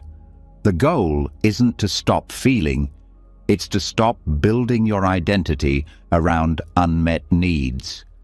You start practicing presence not just with your thoughts, but with the cravings underneath them. You say, "I see you, desire. I understand why you're here, but I don't need to follow you." And that sentence can change your entire relationship with your mind. There's a story in the Buddhist tradition about a monk who couldn't find peace in meditation. Every time he sat, he felt frustrated, tense, distracted. He told his teacher, "I can't find stillness." The teacher asked, "What are you looking for?" The monk said, "Enlightenment." The teacher smiled and said, "Then that's your problem." Because even the desire for peace can become a block to peace. Even spiritual craving, if clung to, becomes suffering. This lesson applies everywhere. The desire to be right can create conflict. The desire to win can create fear. The desire to never feel pain can create numbness. When you trace each of these back, they all start with a simple hope, harmless on the surface. But they grow into demands, and those demands turn into thought loops, emotional spirals, and mental suffering. Buddhist wisdom says, uproot the craving, and the thought loses its power. Not by suppression, not by force, but by recognition, by presence. The craving says, "You need this." Awareness replies, "Do I?" That gap between impulse and response, that's where freedom lives. The more you practice this, the more space opens inside. You start to notice when thoughts are fueled by want, when emotion is stirred by expectation, and instead of being pulled into the storm, you remain still. Not because you've stopped desiring anything, but because you've stopped letting desire rule you. You might still work toward goals, still pursue dreams, but now you're not bound by them. You can hold them lightly. You can let them go when they're no longer aligned. Because you've seen that true peace isn't something to chase. It's what returns when craving isn't in control. So next time your thoughts start to turn dark, heavy, loud, pause. Ask what desire is hiding underneath. Is it a wish for control, for safety, for attention? Look at it, feel it, and then breathe. You don't need to silence the desire. You just need to stop believing it's the source of happiness. Because the real source, the one that never leaves, is awareness. Still, whole, enough. Once the invisible cravings begin to show, once you recognize how quietly they fuel your thoughts, how softly they twist your peace, it becomes clear that something deeper is needed. Not just awareness, not just curiosity, but steadiness. A mind strong enough to hold the waves without crashing. A presence stable enough to remain whole even when inner fires rise. This is where samatha enters the path. A practice not for escaping thought, but for grounding it, for calming the volcano at the center of your being until silence becomes natural. Samatha means tranquility, but not the passive kind.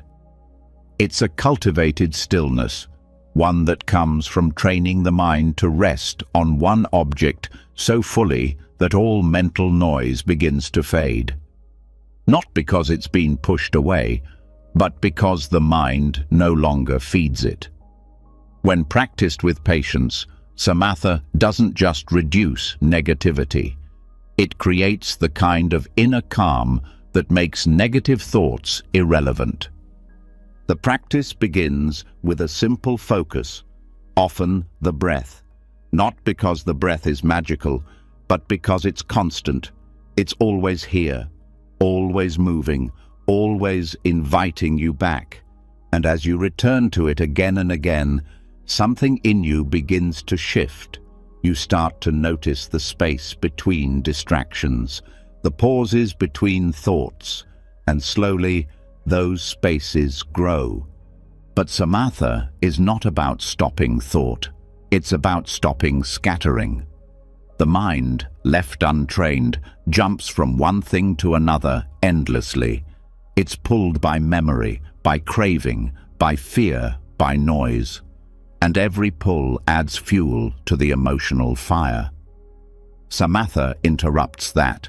It teaches the mind to settle, to stay, to anchor itself so deeply that even when a storm rises, you don't lose your center. At first, the mind resists. It doesn't want to sit still. It wants stimulation, movement, noise, and the practice becomes a gentle, repeated redirection. Thought comes, you return to the breath. Restlessness arises, you return to the breath. Boredom surfaces, you return. Each return is a training, not punishment, not failure, just practice. And that repetition builds strength. As concentration deepens, a few things begin to change. First, the volume of thought begins to drop, not because you've forced it quiet, but because the mind is no longer scattered across 100 things. Attention, when unified, becomes like water collected in one place. It deepens, and when the mind deepens, its surface grows calm.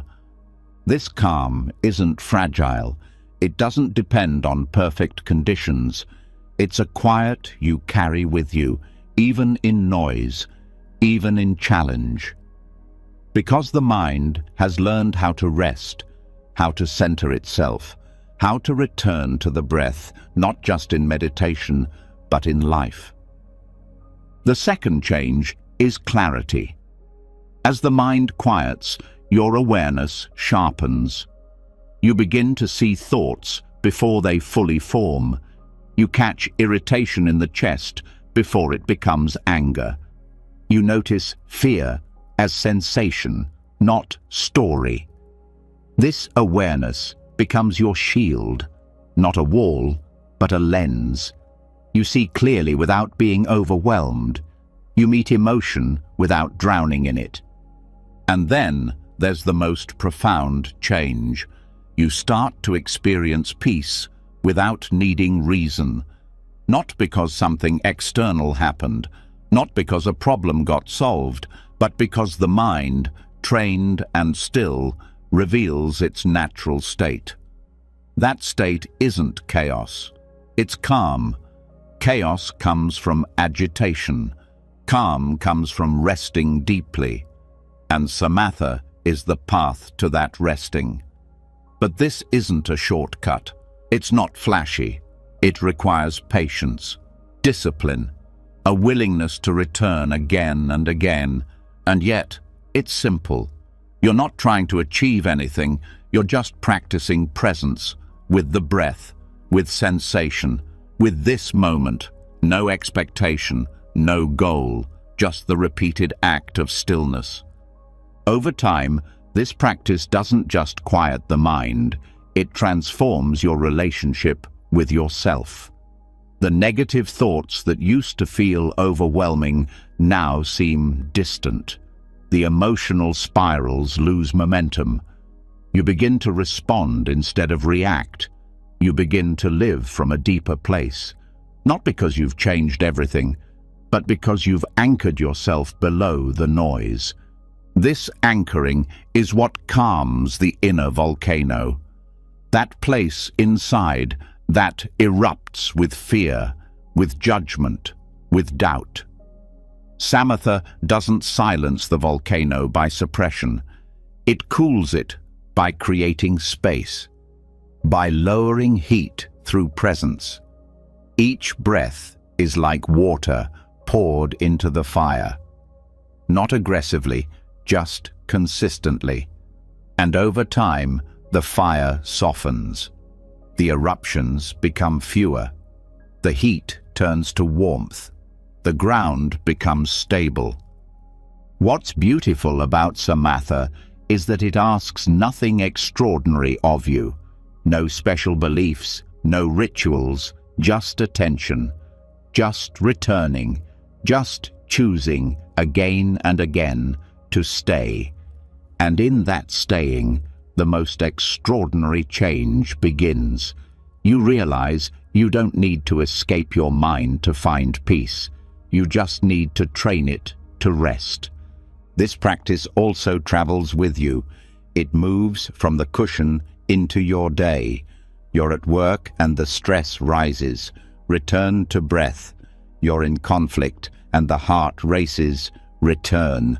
You're alone and old thoughts come knocking. Return.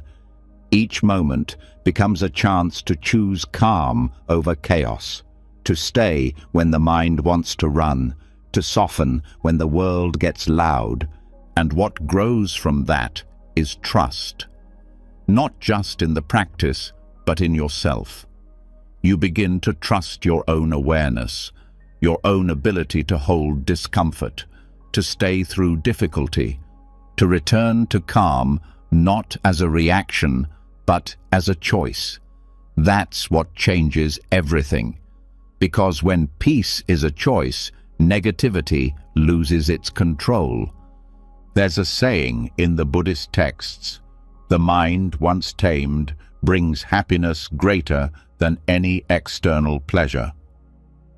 This isn't poetic exaggeration, it's direct experience. A mind that knows how to rest, how to focus, how to remain still in storm. This mind becomes a sanctuary, not because it's empty, but because it's free.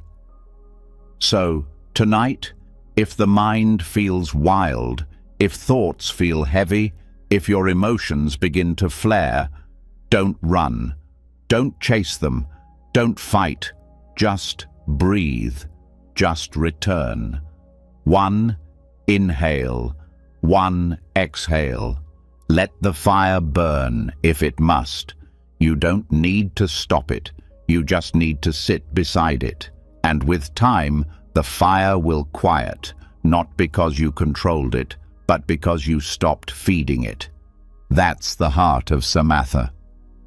Concentration that doesn't resist life, but reshapes how the mind moves through it.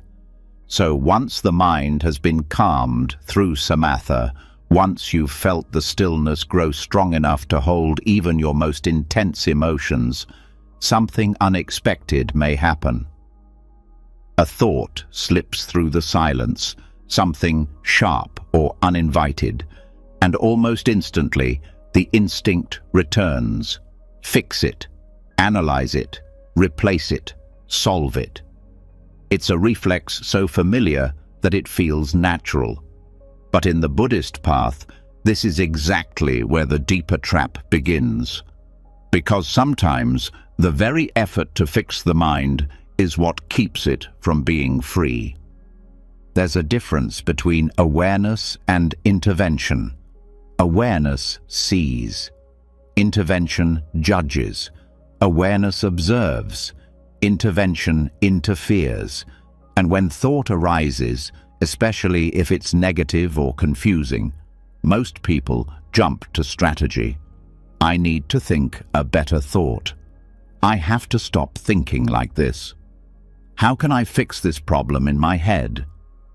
The intention may seem wise, but the outcome is almost always more noise, more inner struggle, more distance from peace. The mind is clever. It can disguise fixing as self-help, as improvement, even as spiritual practice. But beneath that is the same old mechanism: resistance, a subtle rejection of what's happening right now, a quiet belief that something's wrong, that something needs to change before you can rest. And that belief, though small, creates endless suffering because it turns the mind into a battlefield instead of a resting place. This is one of the core paradoxes of Buddhist insight, that trying to fix the mind often makes it worse. Not because you're doing something wrong, but because the very act of fixing is built on the assumption that something is broken, that the present moment is insufficient, that what's happening now shouldn't be happening, and that mindset ensures inner conflict. What the practice asks instead is this: let the thought be. Not because you agree with it, not because you're giving up, but because fixing has failed too many times. You've tried arguing with your thoughts. You've tried replacing them, reframing them, managing them, and still they come back. Maybe louder, maybe sneakier, maybe dressed in new words. The mind is like water. It flows around every attempt to control it. And what it needs is not your control. It needs your surrender.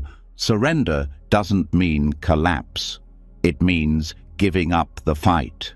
It means letting thought arise without building a reaction around it. Letting the emotion surface without turning it into a mission. You stop feeding the energy of "this shouldn't be here." And in that space, something softens. The thought begins to dissolve, not because you changed it, but because you stopped fueling it. There's a deeper truth underneath this. Thoughts aren't personal. They arise based on habit, memory, conditioning, biology. They don't mean something about who you are, but the moment you try to fix them, you make them personal. You turn them into identity.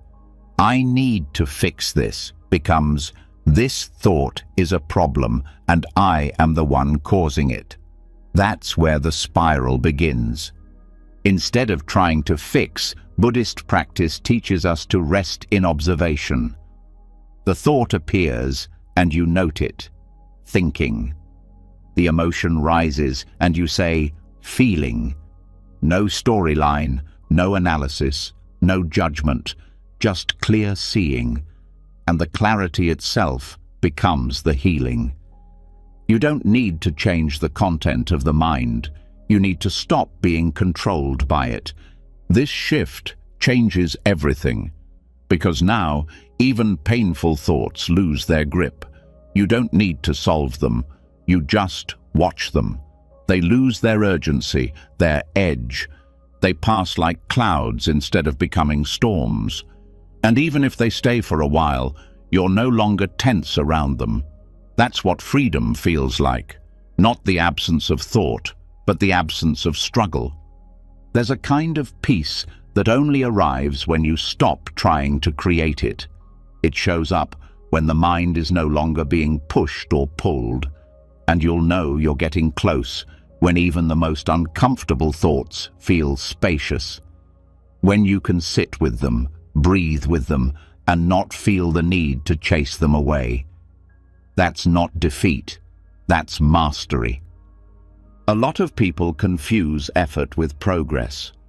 But on this path, the deepest progress often comes through letting go, through not interfering, through trusting that the mind, when left unagitated, begins to settle on its own.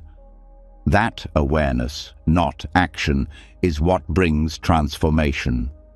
The more you try to fix the mind, the more you teach it that it's broken. But the more you let it be, the more it begins to return to its natural state, quiet, clear, and balanced. This doesn't mean you become passive. It means you become wise. You know the difference between reaction and response, between effort and presence. You learn to act when it's time to act, and to sit still when it's time to sit still. You don't need to fix every wave. You just need to remember that you are not the wave. You are the ocean. One of the reasons fixing backfires is that it adds layers to the problem. A single thought becomes a project. You start tracking it, categorizing it, building strategies around it. Soon, the thought isn't even the problem anymore. The effort to fix it is. And now you're caught in a loop of self-monitoring, always trying to optimize the mind instead of simply resting in it. This is where surrender becomes powerful. Not as a giving up, but as a tuning in. You begin to notice the subtle pressure you've been carrying to always feel better, to always think clearly, to always be free of negativity. And you see how exhausting that is, how much energy it steals. And in that moment, you exhale. You release the need to control, and suddenly the mind begins to soften. Sometimes the thought you're trying to fix is just a passing echo. It wasn't even strong until you grabbed it, until you decided it needed your attention. But what happens when you don't grab it? When you let it float by? You see its true nature, temporary, insignificant, just noise. And the more you practice this, the more thoughts reveal themselves as nothing more than passing weather. You no longer fear them. You no longer worship them. You simply let them move. This doesn't mean thought stops, but your relationship to it changes. You no longer believe every voice. You no longer need to fix every discomfort. You become less reactive, more grounded, more real. Not because your thoughts are always pleasant, but because you've stopped treating them like they're the whole truth. Buddhist practice is filled with reminders of this. Teachers speak of watching the mind like watching a river, not jumping in, not building a dam, just observing its flow, letting it carry what it must, and returning again and again to the bank, to the breath, to the stillness beneath the surface. You don't need to change the river. You need to stop drowning in it. The mind will try to trick you. It will say, if I don't fix this thought, it will control me. But the opposite is true. If you try to fix it, you give it power. If you leave it alone, it loses shape. This is not spiritual bypassing. It's clarity. It's knowing that thoughts, left ungrasped, fade faster than you think. This practice invites patience. You won't unlearn the habit of fixing overnight, but every time you pause instead of solve, you strengthen a new pattern, a pattern of trust, of stillness, of presence. And presence doesn't need to be perfect, it just needs to be consistent. So next time the thought comes, sharp, loud, urgent, try this. Do nothing. Watch it. Feel it. Let it burn if it must. But don't touch it. Don't fix it. Don't label it as wrong. And in that space, watch what happens. Often, the silence that follows says more than any solution ever could. Let the fixing end here. Let the peace begin from where you stopped trying. Let's keep going. After letting go of the urge to fix everything in your head, after finally seeing that silence doesn't come from control, but from surrender, you start noticing something else. a pattern. Certain thoughts still return. Not every day, not always strong, but often enough to feel familiar. And the question starts to grow quietly in your awareness. Why do some thoughts leave and never come back, while others keep looping like they have nowhere else to go? This is where Buddhist teaching brings forward a deeper layer of understanding: karma. Not in the way it's often misunderstood as punishment or reward, but in its true form, action and its residue. Karma doesn't just live in the outer world, it lives in the mind. Every thought, every reaction, every intention creates a subtle impression, and those impressions, if not seen clearly, return. Not because life is unfair, but because the mind repeats what it has not resolved.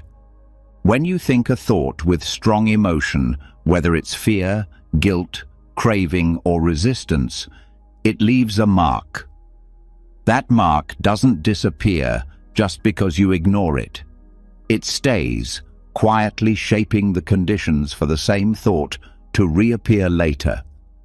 This is mental karma, not cosmic retribution, but psychological repetition. You think it once, it gets easier to think again, and if it goes unchecked, it becomes automatic. This explains why certain negative thoughts feel sticky. They're not just passing observations, they're mental grooves, worn deep over time. You don't just think them, they think themselves. You don't create them anymore. They arise from the mental climate you've lived in. They repeat because the karmic imprint hasn't been purified. And without purification, the cycle goes on. The Buddhist view is compassionate here. It doesn't blame you for your karma. It invites you to understand it, to look at it like old echoes, not evidence of failure. Repetitive thoughts aren't a sign you're broken. They're signs that your inner world is still holding on to something that wants to be seen, understood, and released. So how do you do that? Not through force, not through denial, through purification. And purification begins with awareness. You must first catch the pattern, see how it works, trace it to its source. When a thought arises, ask, when did I first start thinking this way? What memory does this pull from? What emotion is tied to it? Don't answer quickly. Sit with it. Let the deeper layers rise. You'll often find that recurring thoughts are tied to old experiences that were never fully processed. Something painful, something confusing, something that created an emotional shock but was buried to keep going. And when the mind quiets, it resurfaces, not to torment you, but to be completed, to be felt, to be honored and then released. That release doesn't come from reliving the past. It comes from meeting the imprint with full presence. You feel what wasn't felt before. You see the story without defending or blaming. You breathe through the discomfort instead of shutting it down, and with each breath, the karmic weight begins to lift. There are also specific purification practices in Buddhism designed to dissolve these imprints. One is repeated meditation with clear intention. You sit not just to calm the mind, but to purify it, to burn through the residue without reacting. Each time the thought returns, you return to stillness. You stop believing the story, and in that refusal to re-engage, the story loses power. It starts to fade. Another method is mindful confession, not in a religious sense, but as a practice of honesty. You name what's been hidden. You acknowledge the thoughts, the regrets, the memories that fuel the loop. You say inwardly, yes, this happened. Yes, I've carried this, but I don't need to carry it anymore. The act of bringing it into light begins the dissolving process. What is seen clearly no longer controls you. Compassion is also central to purification, not just for others, but for yourself. Many recurring thoughts are kept alive by self-judgment. You judge the thought, then judge yourself for having it.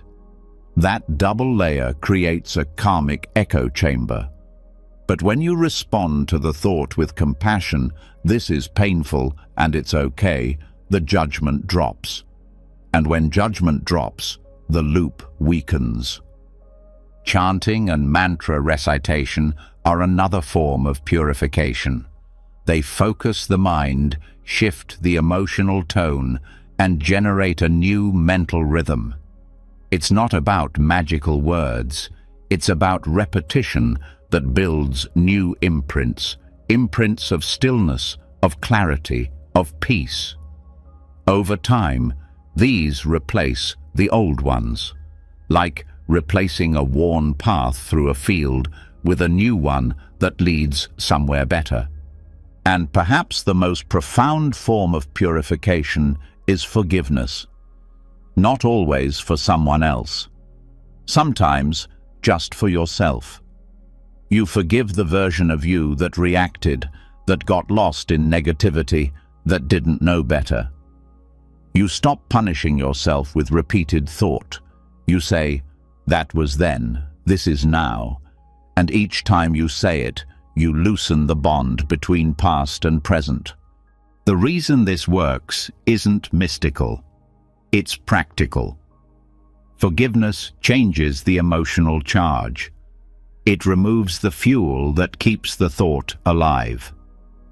Without guilt, without resentment, without fear, the thought has nothing to stick to. It floats, it leaves, and it doesn't need to come back. But even with all of this, some thoughts return simply because the habit is strong. And in those moments, you return to what you've already practiced: non-reaction. You don't make it personal. You don't see it as a problem. You say, this thought again, and you let it pass. Like a song on the radio you no longer need to turn off, because you know it ends.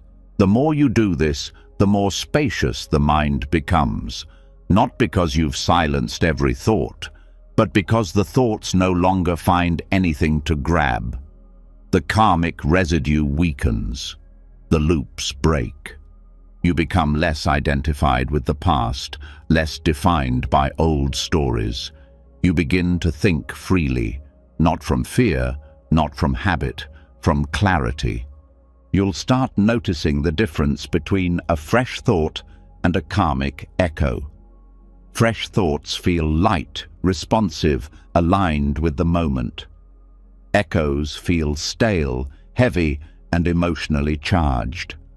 When you see that clearly, you stop treating every thought like it deserves your energy. You become more discerning.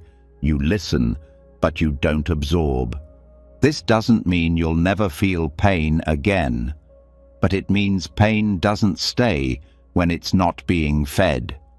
And that's what purification gives you, not perfection, but movement, flow. You stop being stuck in mental loops because you've cleared the anchors.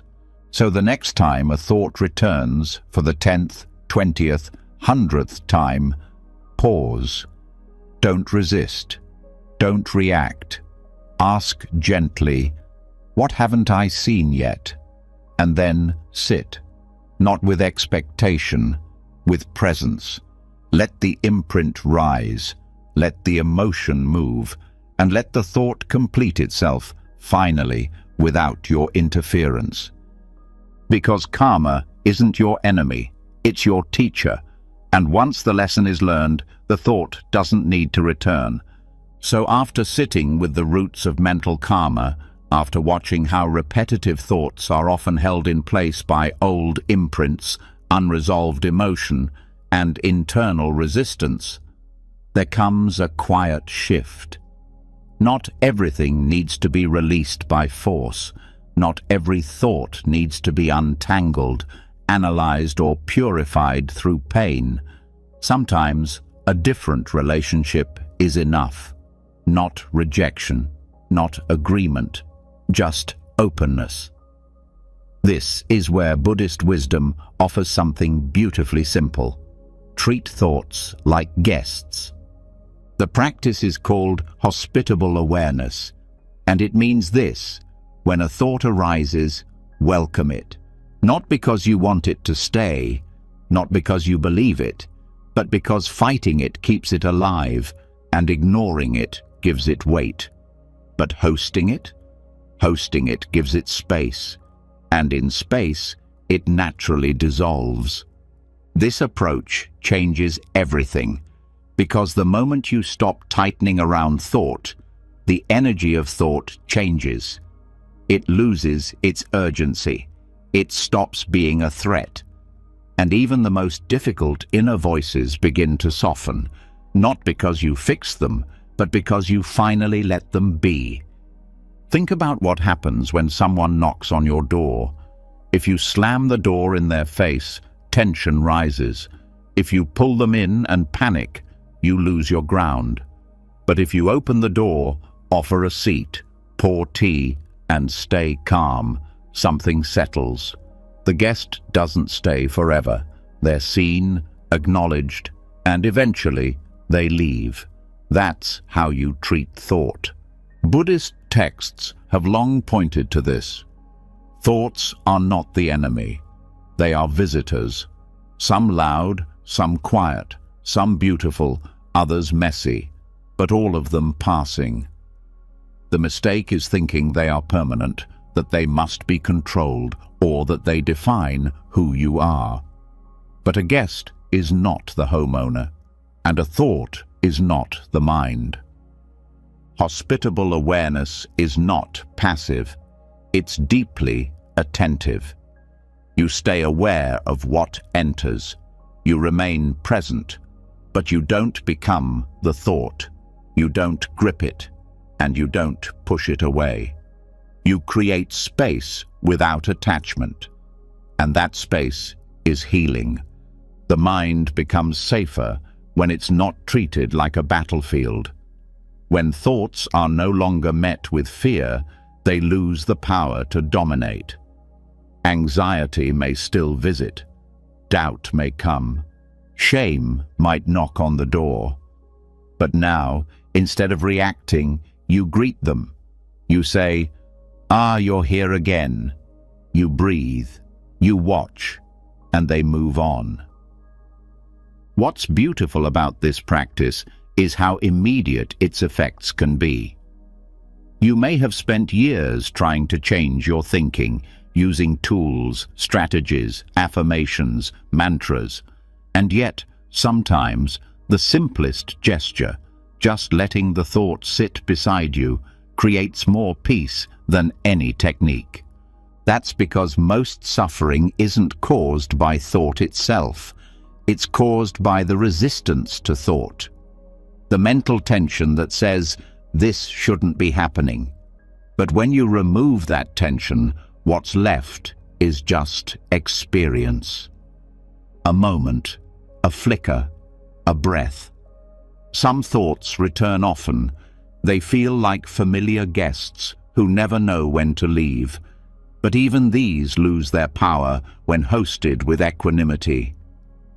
You don't need to change their message. You don't need to entertain them with attention. You simply let them be there while you remain rooted in the now. This practice is not about ignoring life. It's about meeting life with dignity. Every thought, even the unpleasant ones, becomes part of the experience, not an interruption of peace, but part of the landscape in which peace arises anyway. You may be surprised to find that once you stop fearing your thoughts, you start understanding them, not intellectually, but intuitively. You feel their emotional tone, you sense their origin, and most of all, you see how they pass on their own, without needing your intervention. This is why the metaphor of a guest is so powerful. It includes everything without clinging to anything. You don't become the thought, and you don't push it out the moment it arrives. You give it room, and by doing so, you give yourself room. Space to breathe, space to observe, space to not react. There's a quiet confidence that grows from this. You stop being thrown by every mental storm. You stop being afraid of your inner world, because now you know you can host anything. Anger, sadness, fear, none of it needs to define you. None of it can trap you, because you're the space. You're the host, not the guest. And this space becomes your refuge. Even in chaos, even in overwhelm, you can return to it. You sit, you breathe, you feel the thought rise. And instead of flinching, you say, welcome. You don't say it with affection or hate, just presence, just stillness. And that stillness is stronger than any thought. Some days, the guests will be loud. Judgment will shout.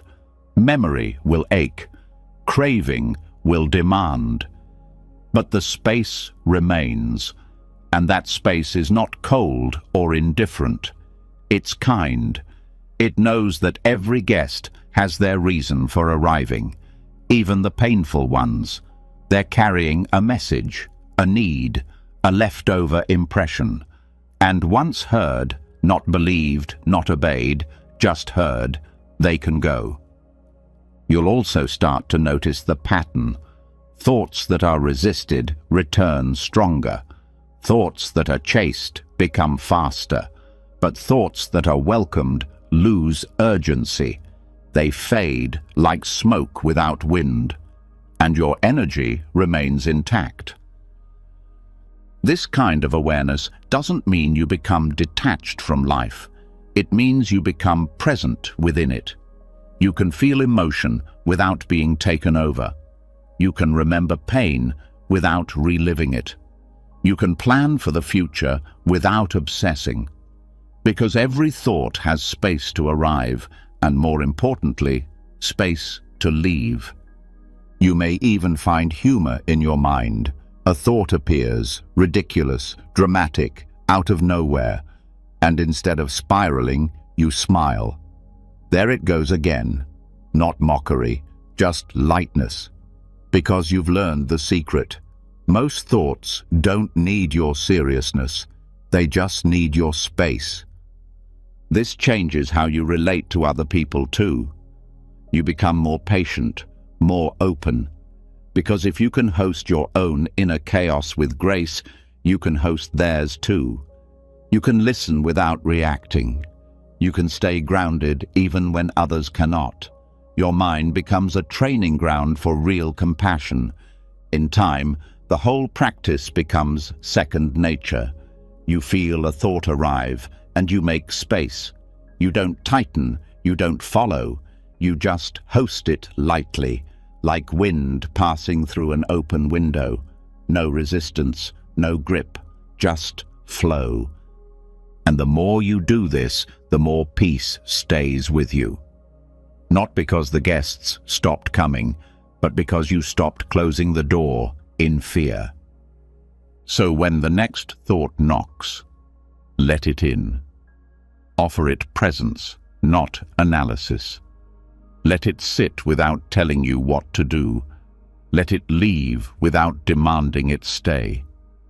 And in that quiet, graceful hosting, you'll find something that no thought can take from you, inner freedom.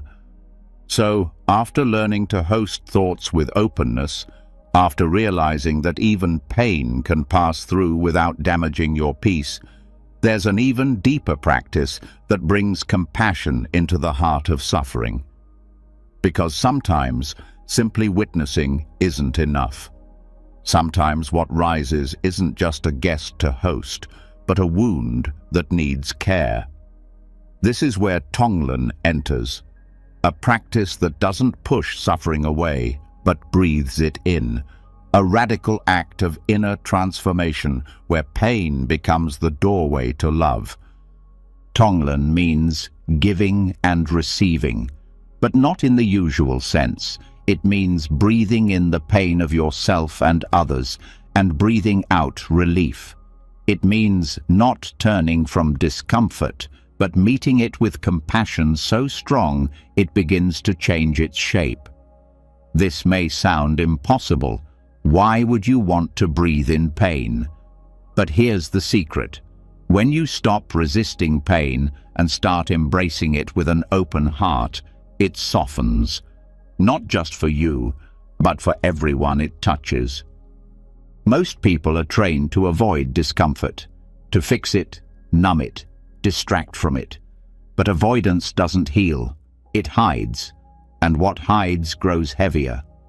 Tonglen turns toward that weight and does something revolutionary. It chooses to carry it gently so it can be dissolved. It doesn't do this through logic, it does it through breath, through presence, through a kind of love that expects nothing in return. You begin by sitting still, a simple breath in, and then, instead of avoiding the difficult emotion, fear, grief, shame, you breathe it in, fully, consciously, as if saying, you don't have to hide anymore. You allow the pain to be felt, not because you want to suffer, but because you want to open. And as you breathe out, you send peace, not as a wish, but as an offering. May this be eased. May this transform. May I and others be free. Tonglen isn't metaphorical. You're not pretending. You're metabolizing, taking in the raw energy of suffering and sending out warmth, like turning fire into water, like turning noise into silence. And in this process, the thought no longer feels like an enemy. It becomes part of the healing. This practice is especially powerful when negative thoughts feel personal, when they sting, when they echo shame or anger or hopelessness. Tonglen teaches you to meet those thoughts not with resistance, but with care. This thought is hurting. This feeling is heavy. I breathe it in with compassion. And when you exhale, may this soften, may this dissolve, may I hold this with kindness. It's not about pretending to be strong, it's about letting your strength be soft. Most of the time we armor ourselves against inner pain. Tonglen removes the armor, not to expose you, but to free you, because once the armor is gone, you realize that pain isn't dangerous. It's just unmet tenderness, and Tonglen becomes the way you meet it. You can also practice Tonglen for others. Someone you love is hurting. You breathe in their pain, not to be consumed by it, but to say, you don't carry this alone. You feel their weight as if it's your own, and you breathe out ease, not because you can fix their life, but because you can send love from a place of truth. And here's what's extraordinary. This practice changes the mind. It replaces fear with generosity. It replaces bitterness with compassion. It creates new pathways where pain doesn't lead to reaction, but to connection. That shift is subtle at first, but deep. You begin to meet your own pain differently. You stop pushing it down. You hold it like you'd hold a frightened child. And that holding becomes healing. Tonglen can also be done for the world, when the news is heavy, when injustice feels overwhelming, when grief saturates the air. You breathe in the suffering of the world. You don't try to fix it. You don't explain it. You take it in, even just a small piece, and breathe out relief. May they feel supported. May peace touch them. May we all heal. This practice won't change the world overnight, but it changes you. And that's how the world begins to shift, through hearts that choose compassion over avoidance. This kind of breathing doesn't just move air, it moves energy. It shifts how you relate to thought.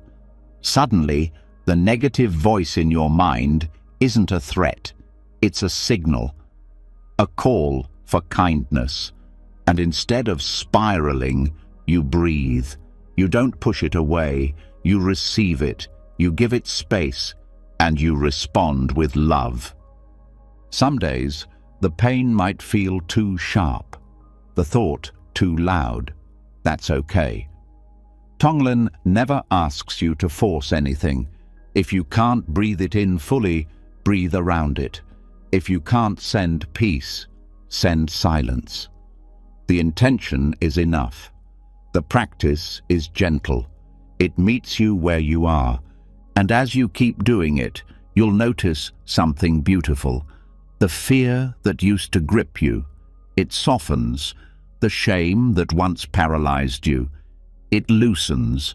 The old thoughts that once made you feel small, they show up and you say, "Come in." And instead of fighting, you breathe. And instead of spiraling, you soften.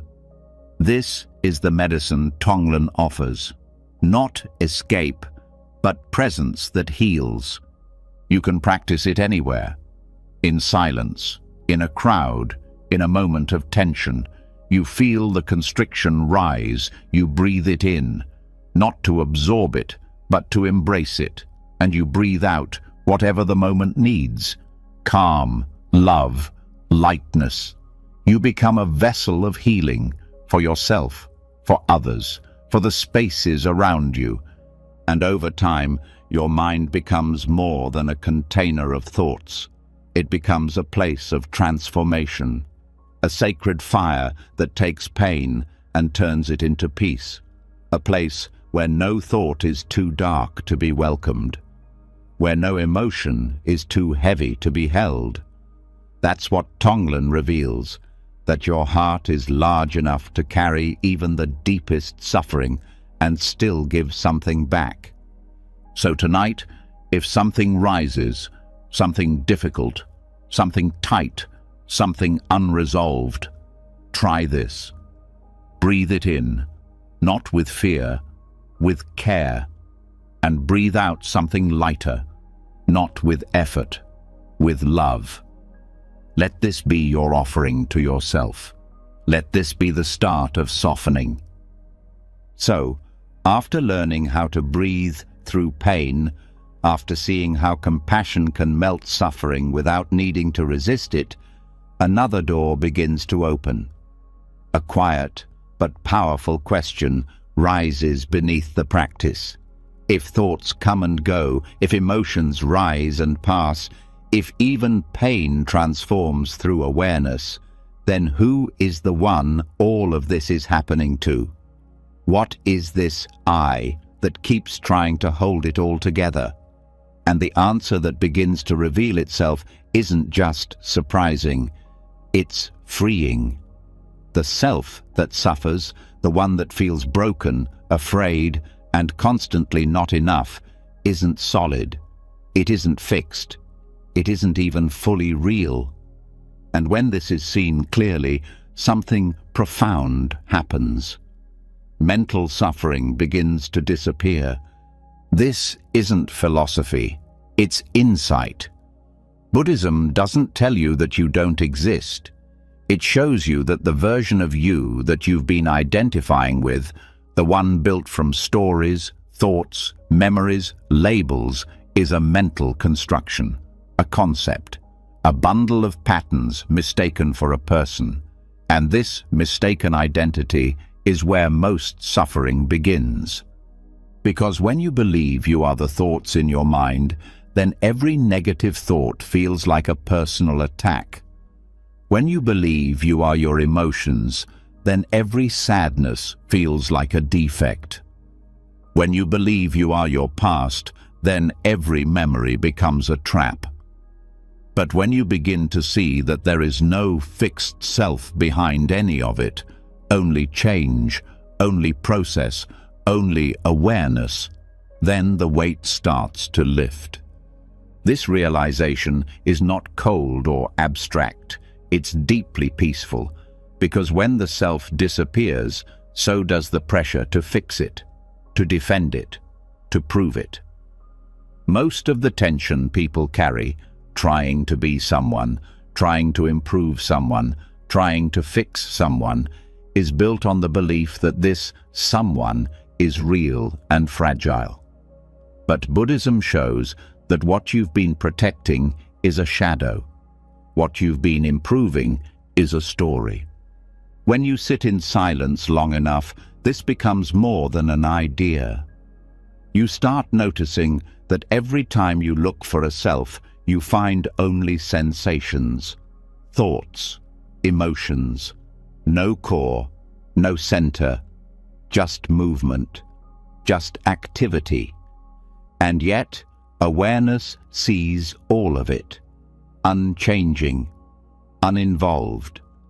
That awareness isn't a self, it's not personal, but it is steady. It is what remains when everything else changes. And that is the home you've always been looking for. The illusion of self is sticky because it starts early.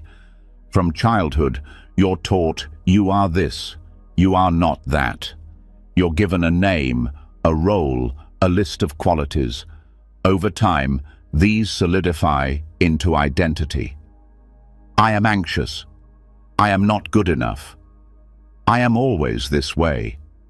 These sentences don't just describe thoughts. They glue thoughts to a fictional self.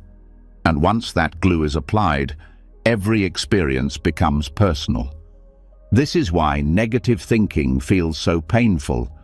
It doesn't just say, there is anger. It says, I am angry, and that means I'm bad. It doesn't say, there is sadness. It says, I am broken. But what if you could meet thoughts without that attachment? What if you could see them arise and fall without grabbing onto them? That's what the insight into emptiness reveals. That nothing in your experience, not even you, is permanent. Emptiness in Buddhism doesn't mean nothingness. It means empty of fixed identity. It means everything, including the self, is made of parts, conditions, interactions. Your mind, your body, your personality. All of it is like a river. No single drop defines it. No fixed point holds it in place. And just like a river flows without being a thing, you flow without being a someone. This doesn't make you vanish. It makes you free. Free from the constant need to defend who you are. Free from the fear of not being enough. Free from the voice that says you must become something to be worthy. Because now you know, the one trying to be worthy was never a fixed person, just a pattern of thought, arising and passing. This also helps you release shame. Shame only exists when there is a solid self to blame. But if there's no fixed self, then mistakes are just actions, not identities. Failures are just events, not personal definitions. You begin to move through life with more softness, more humility, less fear, because there's nothing to protect, nothing to prove. And this insight deepens compassion, not just for yourself, but for others. You stop taking things so personally. When someone lashes out, you see their suffering, not an attack on your identity. When someone struggles, you don't see them as weak. You see them as caught in the same illusion you've known. And this opens the heart. The practice that leads to this insight is mindfulness, watching the mind closely without clinging. You see thoughts arise. You see them pass.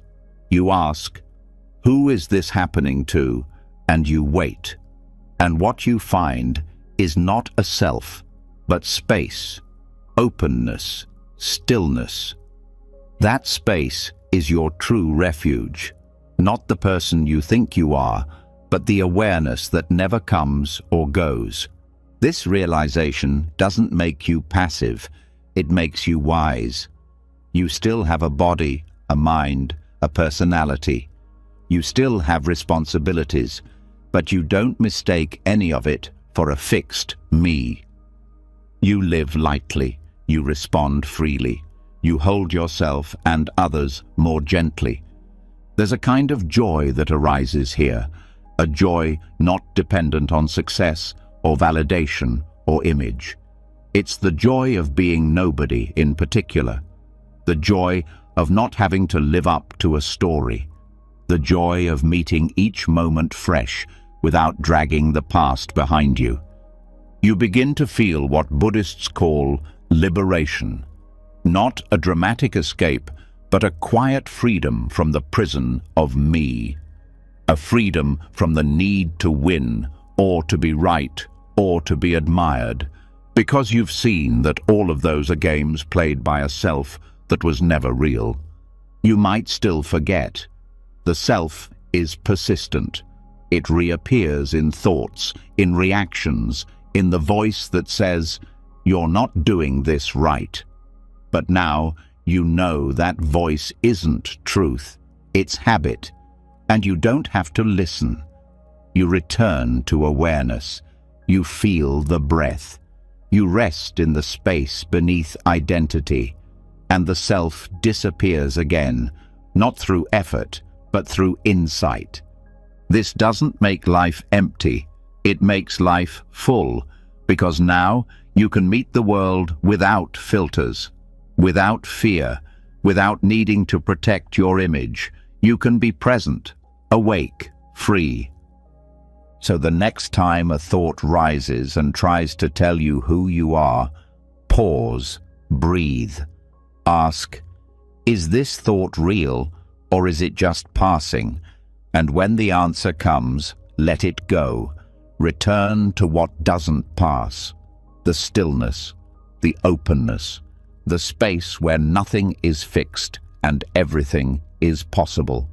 So once the self begins to dissolve, once the tight grip of identity starts loosening, and you see through the illusion that a fixed I is behind every thought, there comes a deeper curiosity. If thoughts no longer belong to a permanent self, then where do they come from? What drives them to arise? What keeps them circling, especially the ones that disturb your peace the most?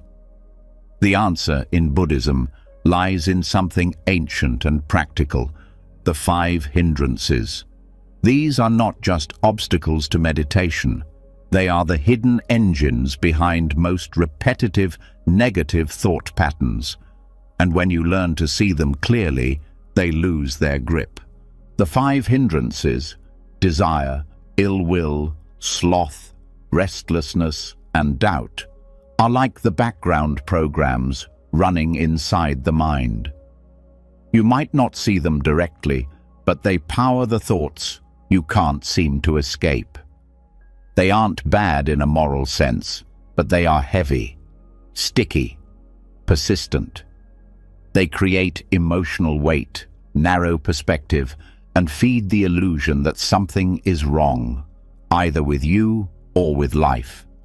Understanding them is not about control, it's about recognition.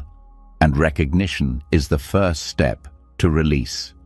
The first hindrance is desire, not the kind that leads to joy or love, but the craving kind, the hunger for something more, something better, something else. This shows up as longing in the mind, a constant leaning forward. It whispers, "You need this to be happy," and attaches itself to thoughts about success, pleasure, admiration, escape. When desire takes over, your thoughts begin circling around what's missing, what you don't have yet, what you wish could fill the moment. But the craving itself creates the suffering, not the absence of the object, but the inability to rest with what is. The antidote to desire isn't denial, it's contentment. When you sit with desire without feeding it, something shifts. You breathe into the ache, you feel the tightness in the body, you notice the mental reaching, and slowly you let it go. Not the object, but the grasping. This doesn't kill motivation, it clears illusion. You still care, you still act, but now your thoughts are no longer trapped in hunger. The second hindrance is ill will. This is anger, resentment, judgment toward others or yourself. It gives rise to aggressive thoughts, defensive stories, mental arguments that replay over and over. It makes you sharp, tense, reactive, and the worst part is, it often feels justified. They were wrong. I was mistreated. This shouldn't have happened. But holding on to that story keeps the mind inflamed. The thought may feel protective, but it poisons the space it lives in. Meeting ill will starts with noticing how it feels. The heat, the contraction, the narrow focus. Then softening. Not forcing kindness, but remembering your own pain. The pain that causes others to lash out. The pain that fuels your own reaction. This doesn't excuse anything, it just opens perspective. And that opening allows the thought to break. You see it, feel it, release it, and the tension starts to drain. The third hindrance is sloth and torpor. This one is sneaky. It doesn't shout, it dulls, it clouds the mind with heaviness. Thoughts become slow, muddy, repetitive in a passive way. You don't feel agitated, you feel disconnected. You say things like, I don't care, or what's the point? And underneath that is a subtle aversion to being fully present.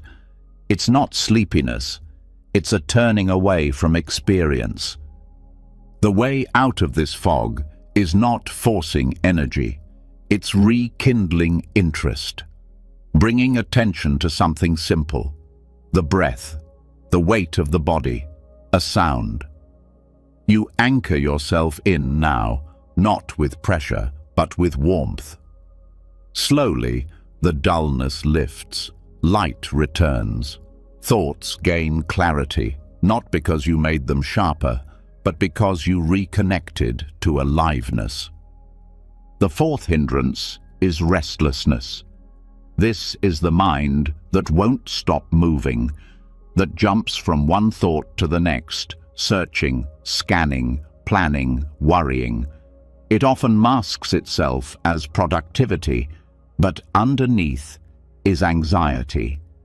A fear that stillness means failure, that quiet means danger.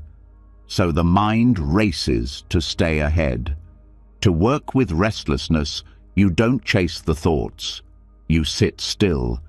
You feel the pulse of energy in your chest, your limbs. You acknowledge the fear behind the speed, and you let yourself stop. At first, it may feel unbearable, like you're missing something, but that's just the addiction to movement speaking. When you stay anyway, restlessness loses its power. The thoughts stop galloping. Space returns.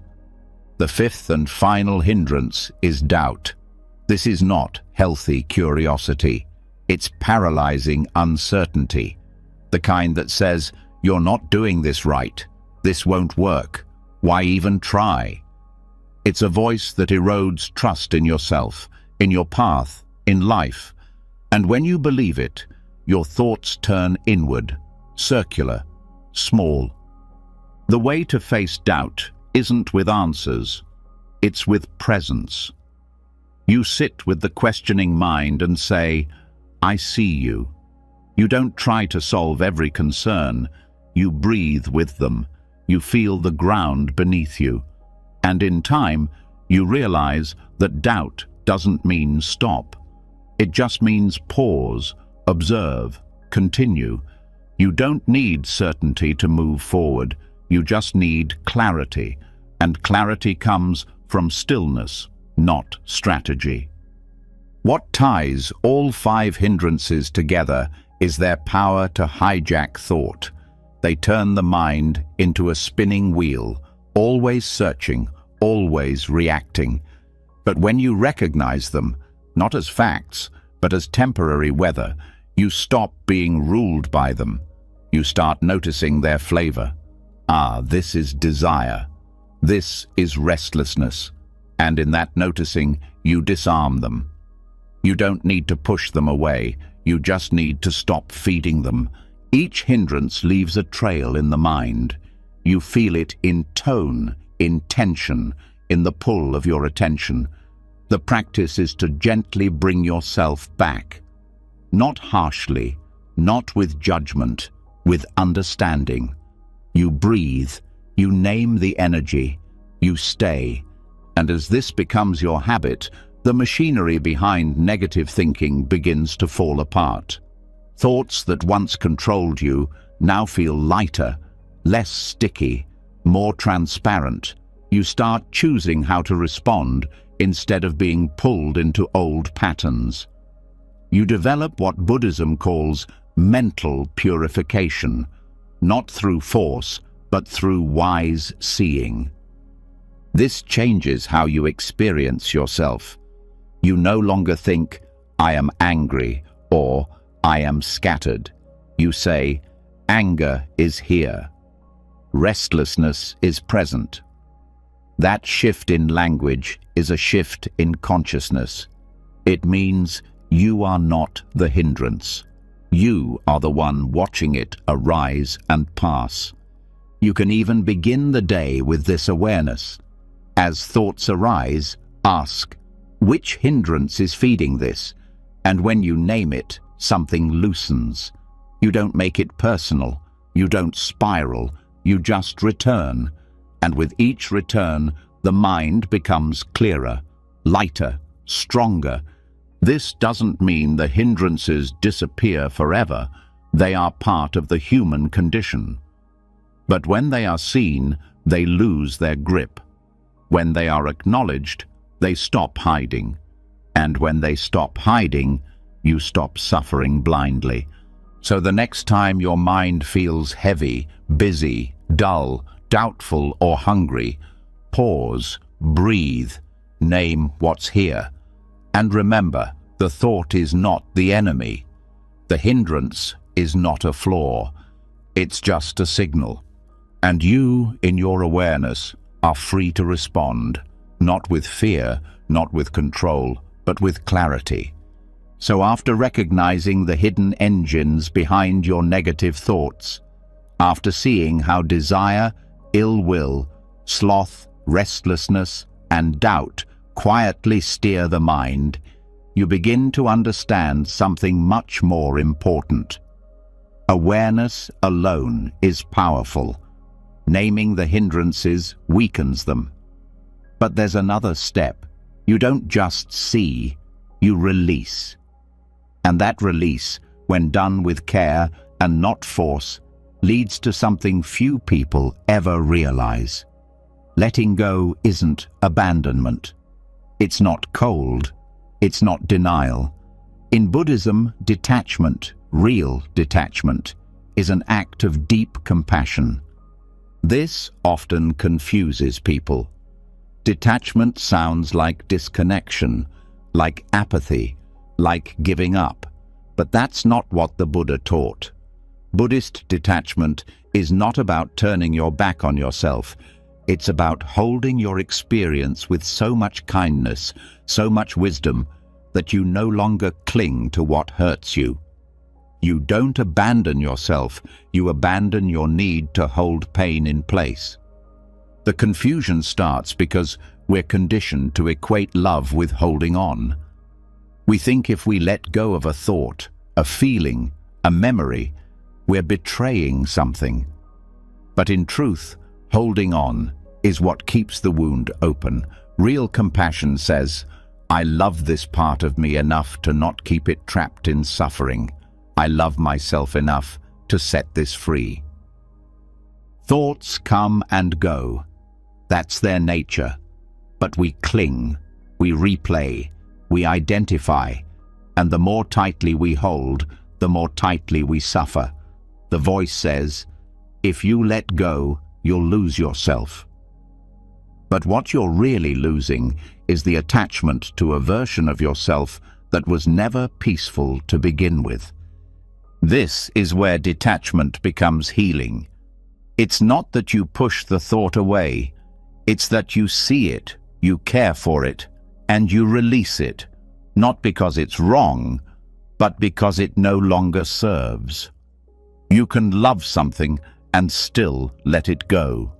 You can understand a thought and still not build a home inside it. This form of letting go is soft, not aggressive. You don't detach to disconnect. You detach to breathe again. When the mind is full of clinging to past events, to imagined futures, to old stories about who you are, it has no room for presence. Detachment clears that space. It opens the heart. It says, you don't need to carry this anymore. Buddhist compassion is not sentimentality. It's clarity. It's seeing that suffering exists, that it's real, that it hurts, and still choosing not to build your identity around it. You care for the pain, but you don't become it. You meet the thought with gentleness, and then you bow to it as it leaves. Some people fear that if they let go of their stories, they won't know who they are. That without their pain, they'll feel empty. But here's the truth. The space that opens up isn't emptiness. It's freedom. It's the space where peace begins to grow, where joy has room to breathe, where you're no longer defined by the things you've survived. Detachment becomes the highest form of self-respect. Not because you stop feeling, but because you stop clinging to feelings that harm you. You stop trying to fix or control what arises. You start allowing, not passively, not numb, but with presence, with trust. This trust doesn't mean the pain won't come. It means the pain doesn't have to stay. You don't hold on to it out of habit. You meet it, feel it, learn from it, and then let it pass. Not because you're heartless, but because you finally understand that clinging is not care. And here's where compassion deepens. Because when you learn to do this with your own mind, you learn to do it with others. You stop trying to fix people, to control them, to carry them. You begin to see that loving someone doesn't mean absorbing their pain. It means being with them fully, without clinging to who they should be. You give them the same gift you've given yourself: space. Detachment is the space where true love begins. The kind of love that says, I see you. I don't need to hold you. I don't need to fix you. I just need to be present. That presence is healing. That's what people long for. Not someone who clings to them, but someone who can sit beside them with an open heart. In meditation, this shows up clearly. A painful thought arises, maybe something about your past, maybe something you're ashamed of. The old habit says, fix this, judge it, analyze it. But now you try something different. You breathe. You notice the thought. You say, I see you, and you let it go, not with force, with grace. The mind might resist. It might say, but this is important. You can't just drop it. And you reply, I'm not dropping the truth. I'm dropping the suffering. Because the truth doesn't need to hurt. The truth just needs to be seen and allowed to move. This practice gets deeper with time. You start to notice how much you've been carrying, not just thoughts, but roles, expectations, fears, the need to be someone specific in order to feel safe. And with each breath, you loosen that grip. You say, I don't need to be this version anymore. And the pressure drops. Letting go becomes a habit, a new kind of strength. Not detachment in the cold sense, but a warm, steady release. You're still here. You still care. But you're no longer trapped in the mental loops that once defined your identity. Some people mistake detachment for isolation, but Buddhist detachment is intimate. It allows you to get closer to your experience than ever before, because now you're not afraid of what you find. You can meet grief, joy, anger, and longing without being overwhelmed. You can say hello and goodbye to each feeling without losing yourself in either. This also applies to your dreams, your hopes, your plans. You still move forward, you still want things, but you hold them lightly. You say, I care for this, but I don't need it to complete me. That's compassion. That's freedom. You live fully without clinging. Even in deep pain, this compassion remains. A negative thought returns. It stings, it spirals. But now you pause, you breathe. You say, yes, this hurts, and I will not fight it, and I will not become it. That is the voice of loving detachment, the voice of someone who has finally learned how to care for themselves. This isn't a distant goal, it's a moment-by-moment practice. Every time you let a thought pass without holding it, you're detaching. Every time you soften instead of judge, you're detaching. Every time you stay with yourself instead of abandoning your breath to chase a story, you're detaching. And each time you do that, you're building a new home inside yourself. One that doesn't depend on perfection. One that doesn't demand control. One that simply says, you are safe here, even when thoughts are loud, even when the past visits, even when nothing is certain. So the next time something hard arises, meet it like an old friend. Listen, feel, and when the time comes, let it go. Not because it's unimportant, but because it has finished speaking.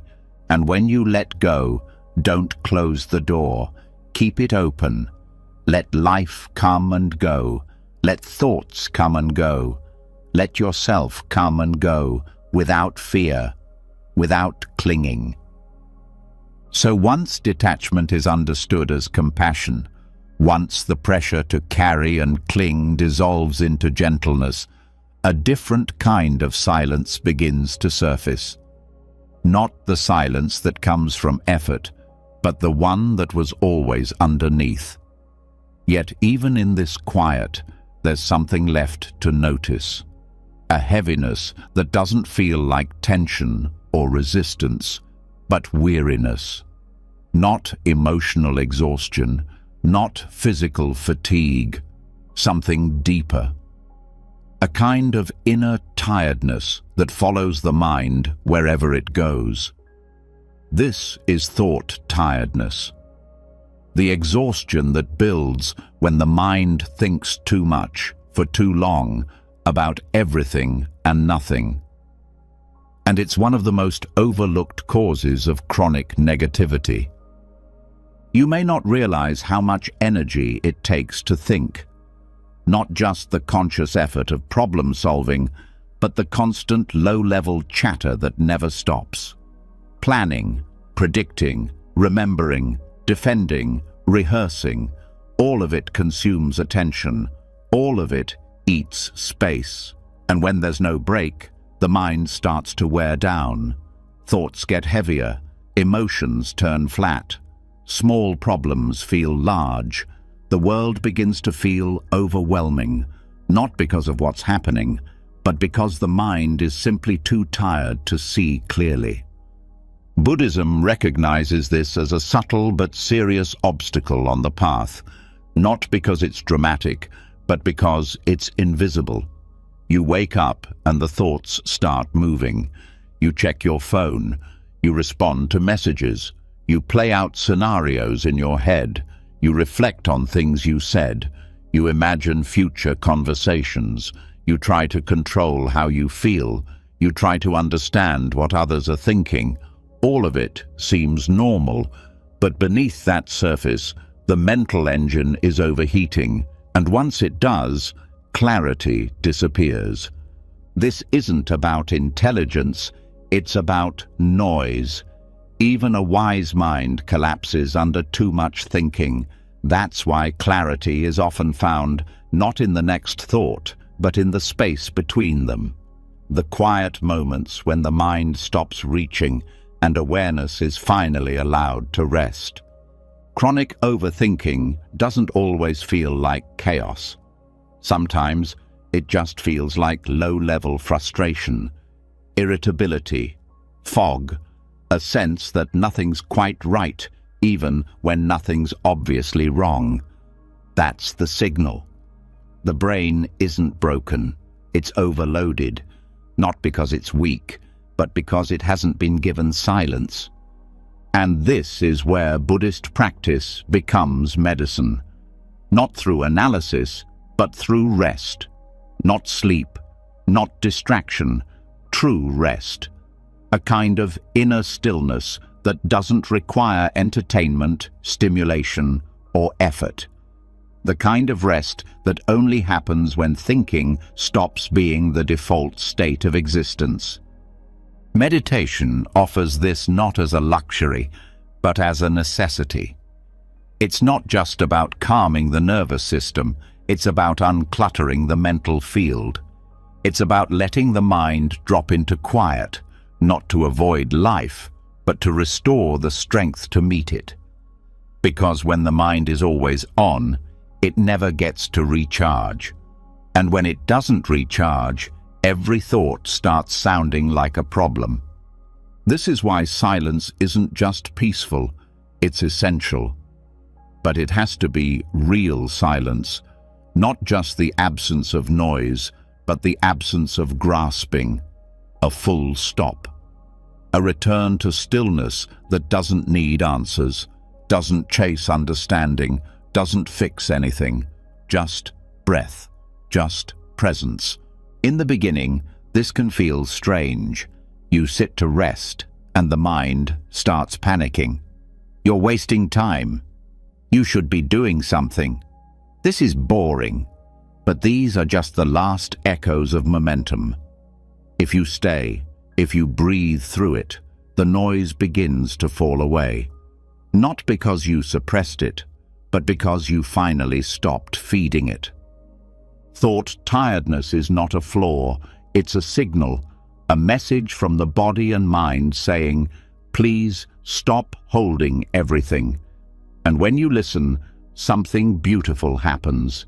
You don't just feel relaxed, you feel spacious. Thoughts lose their urgency. The mind remembers how to breathe. In this space, clarity returns, and with it, compassion. Because now you're no longer fighting yourself. You're no longer adding more thinking to the pile of thoughts. You're resting from the identity that needs to constantly figure everything out. This rest doesn't mean giving up. It means stopping long enough to realize you were never as stuck as you thought. It means stepping back far enough to see that most of your problems were magnified by the lens of exhaustion. It also means returning to a more natural rhythm. The mind isn't meant to think non-stop. Just like the heart rests between beats, the mind needs pauses between thoughts. Not forced, but aloud. And those pauses don't just feel good, they heal. You may notice that after even a short period of deep stillness, you're not just calmer, you're wiser.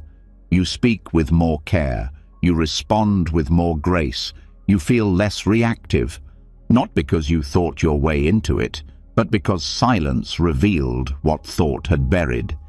This kind of rest also helps you reconnect with your body. Overthinking pulls you into your head. You forget your breath.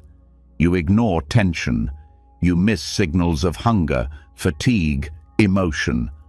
But when the thinking slows, sensation returns. You start to feel grounded again. You remember that peace isn't an idea, it's a feeling, and it's already here, under the noise. Buddhist practice invites this kind of rest every day, even a few minutes, not as escape, but as return. A return to awareness without the pressure to do or understand. A return to a mind that doesn't always need stimulation to feel alive. You can begin by noticing when the mind feels overused, the tightness in the forehead, the shallowness of the breath, the feeling of spinning. These are your cues. You pause, you sit, you breathe without trying to think, not to push thought away, but to no longer give it the center of your attention. That shift alone begins to heal the exhaustion, and the more you practice this, the more natural it becomes. You start to crave silence, not because you're escaping, but because your system finally remembers that it was never designed to run on constant output. This also changes your relationship with productivity. You stop measuring your worth by how much you've thought through, how much you've figured out. You start recognizing that insight comes from stillness, not stress. You begin to trust that the most important answers often arrive when the mind is silent enough to hear them. Even creativity is reborn here. The best ideas don't come from grinding, they emerge from openness. The mind at rest is fertile ground. It receives, it listens, it allows space for newness. And you begin to see that you're not missing anything, you're just tired. And silence is the cure. You don't need to retreat into a monastery to feel this. A few breaths, a quiet walk, sitting without your phone, lying down and watching the ceiling without needing to think. These are sacred acts of kindness toward your own mind, toward the life inside you that has grown weary of noise. And slowly, thought tiredness becomes less frequent, not because life stops being complex, but because your mind stops reacting to complexity with endless commentary. You trust silence more than strategy. You let things be unclear without collapsing. You let yourself rest without guilt. So when the day feels too loud, when thoughts start looping, when everything feels heavier than it should, don't reach for another answer. Reach for silence, not as avoidance, but as medicine. Breathe, stop, let go, and allow the healing to begin where thinking ends. So after realizing that thought tiredness isn't a weakness, but a message, after giving the mind the silence it's been begging for, you begin to notice something even deeper, a place where the mind keeps moving even when you're not awake. A layer beneath waking thought. It doesn't come through to-do lists or problem solving. It speaks in symbols, emotions, fragments of memory. It's where pain continues even after you've fallen asleep. And it's also where healing can begin in a way waking life can't touch. This is the Dharma of dreams. the forgotten doorway where Buddhist practice continues after the body lies still and the conscious mind fades. Buddhism teaches that the mind never truly stops unless it is trained to do so. Even in sleep, it moves, it processes, it replays, and for most people, that process is chaotic. Dreams recycle unresolved stress, unspoken emotion, buried thought patterns, and when the dream state is left unconscious, those patterns continue unchecked. You may wake up exhausted, confused, or even anxious without knowing why. But Buddhist sleep meditation offers something radical. What if you could bring mindfulness into your dreams? What if rest itself could be transformed into liberation? This practice begins before sleep even arrives. Because how you fall asleep matters. If the last thing you do before bed is scroll through your phone, worry about tomorrow, replay conversations, or judge yourself for what you didn't accomplish, that mental noise doesn't vanish, it sinks deeper. It enters the dream state, unresolved. It becomes the fuel for subconscious negativity. But if you enter sleep with awareness, with care, with intention, everything changes. Buddhist sleep meditation isn't about lucid dreaming or controlling what happens in your dreams. It's about planting seeds, gentle attention. You lie down, close your eyes, and return to your breath. You acknowledge what's still spinning in the mind, worries, fears, thoughts, and you don't push them away. You greet them, breathe through them, and begin to soften their hold. The goal is not to silence the mind forcefully, but to lull it into stillness, like calming a restless animal, not through command, but through safety, through presence. And as the body relaxes, as breath becomes slower, you begin to offer yourself a simple intention. Let this sleep be healing. Let this dream be clear. Let awareness stay present even in rest. This is the doorway. Not dramatic, not magical, just clear. And what happens next is not in your control, but it is influenced by your energy. The mind enters dream states, but now it has a compass, a quiet inner direction that allows the deeper layers of thought to surface and be seen, not by thinking them, but by dreaming them into release. Many dreams are expressions of unresolved fear. They show up as strange images, impossible scenarios, intense emotions. They seem random, but they carry meaning. The subconscious speaks a language that can't be understood by logic, but it can be met with awareness. If you wake in the middle of the night, remember the feeling of the dream. Don't analyze it. Don't try to make it fit. Just feel. Breathe. Let your presence meet what was hidden. This simple act begins to transform the role of dreams in your life. They stop being leftovers of waking stress. They become lessons, teachers, opportunities to touch what's too subtle or too buried to face directly in daylight. And with sleep meditation as your tool, you train the mind to dissolve patterns during rest that would take years to unravel through talking and thinking. It's important to know that the subconscious doesn't resist healing, it just needs safety. Sleep is when the mind stops defending itself, when ego is quiet, when the stories fall away.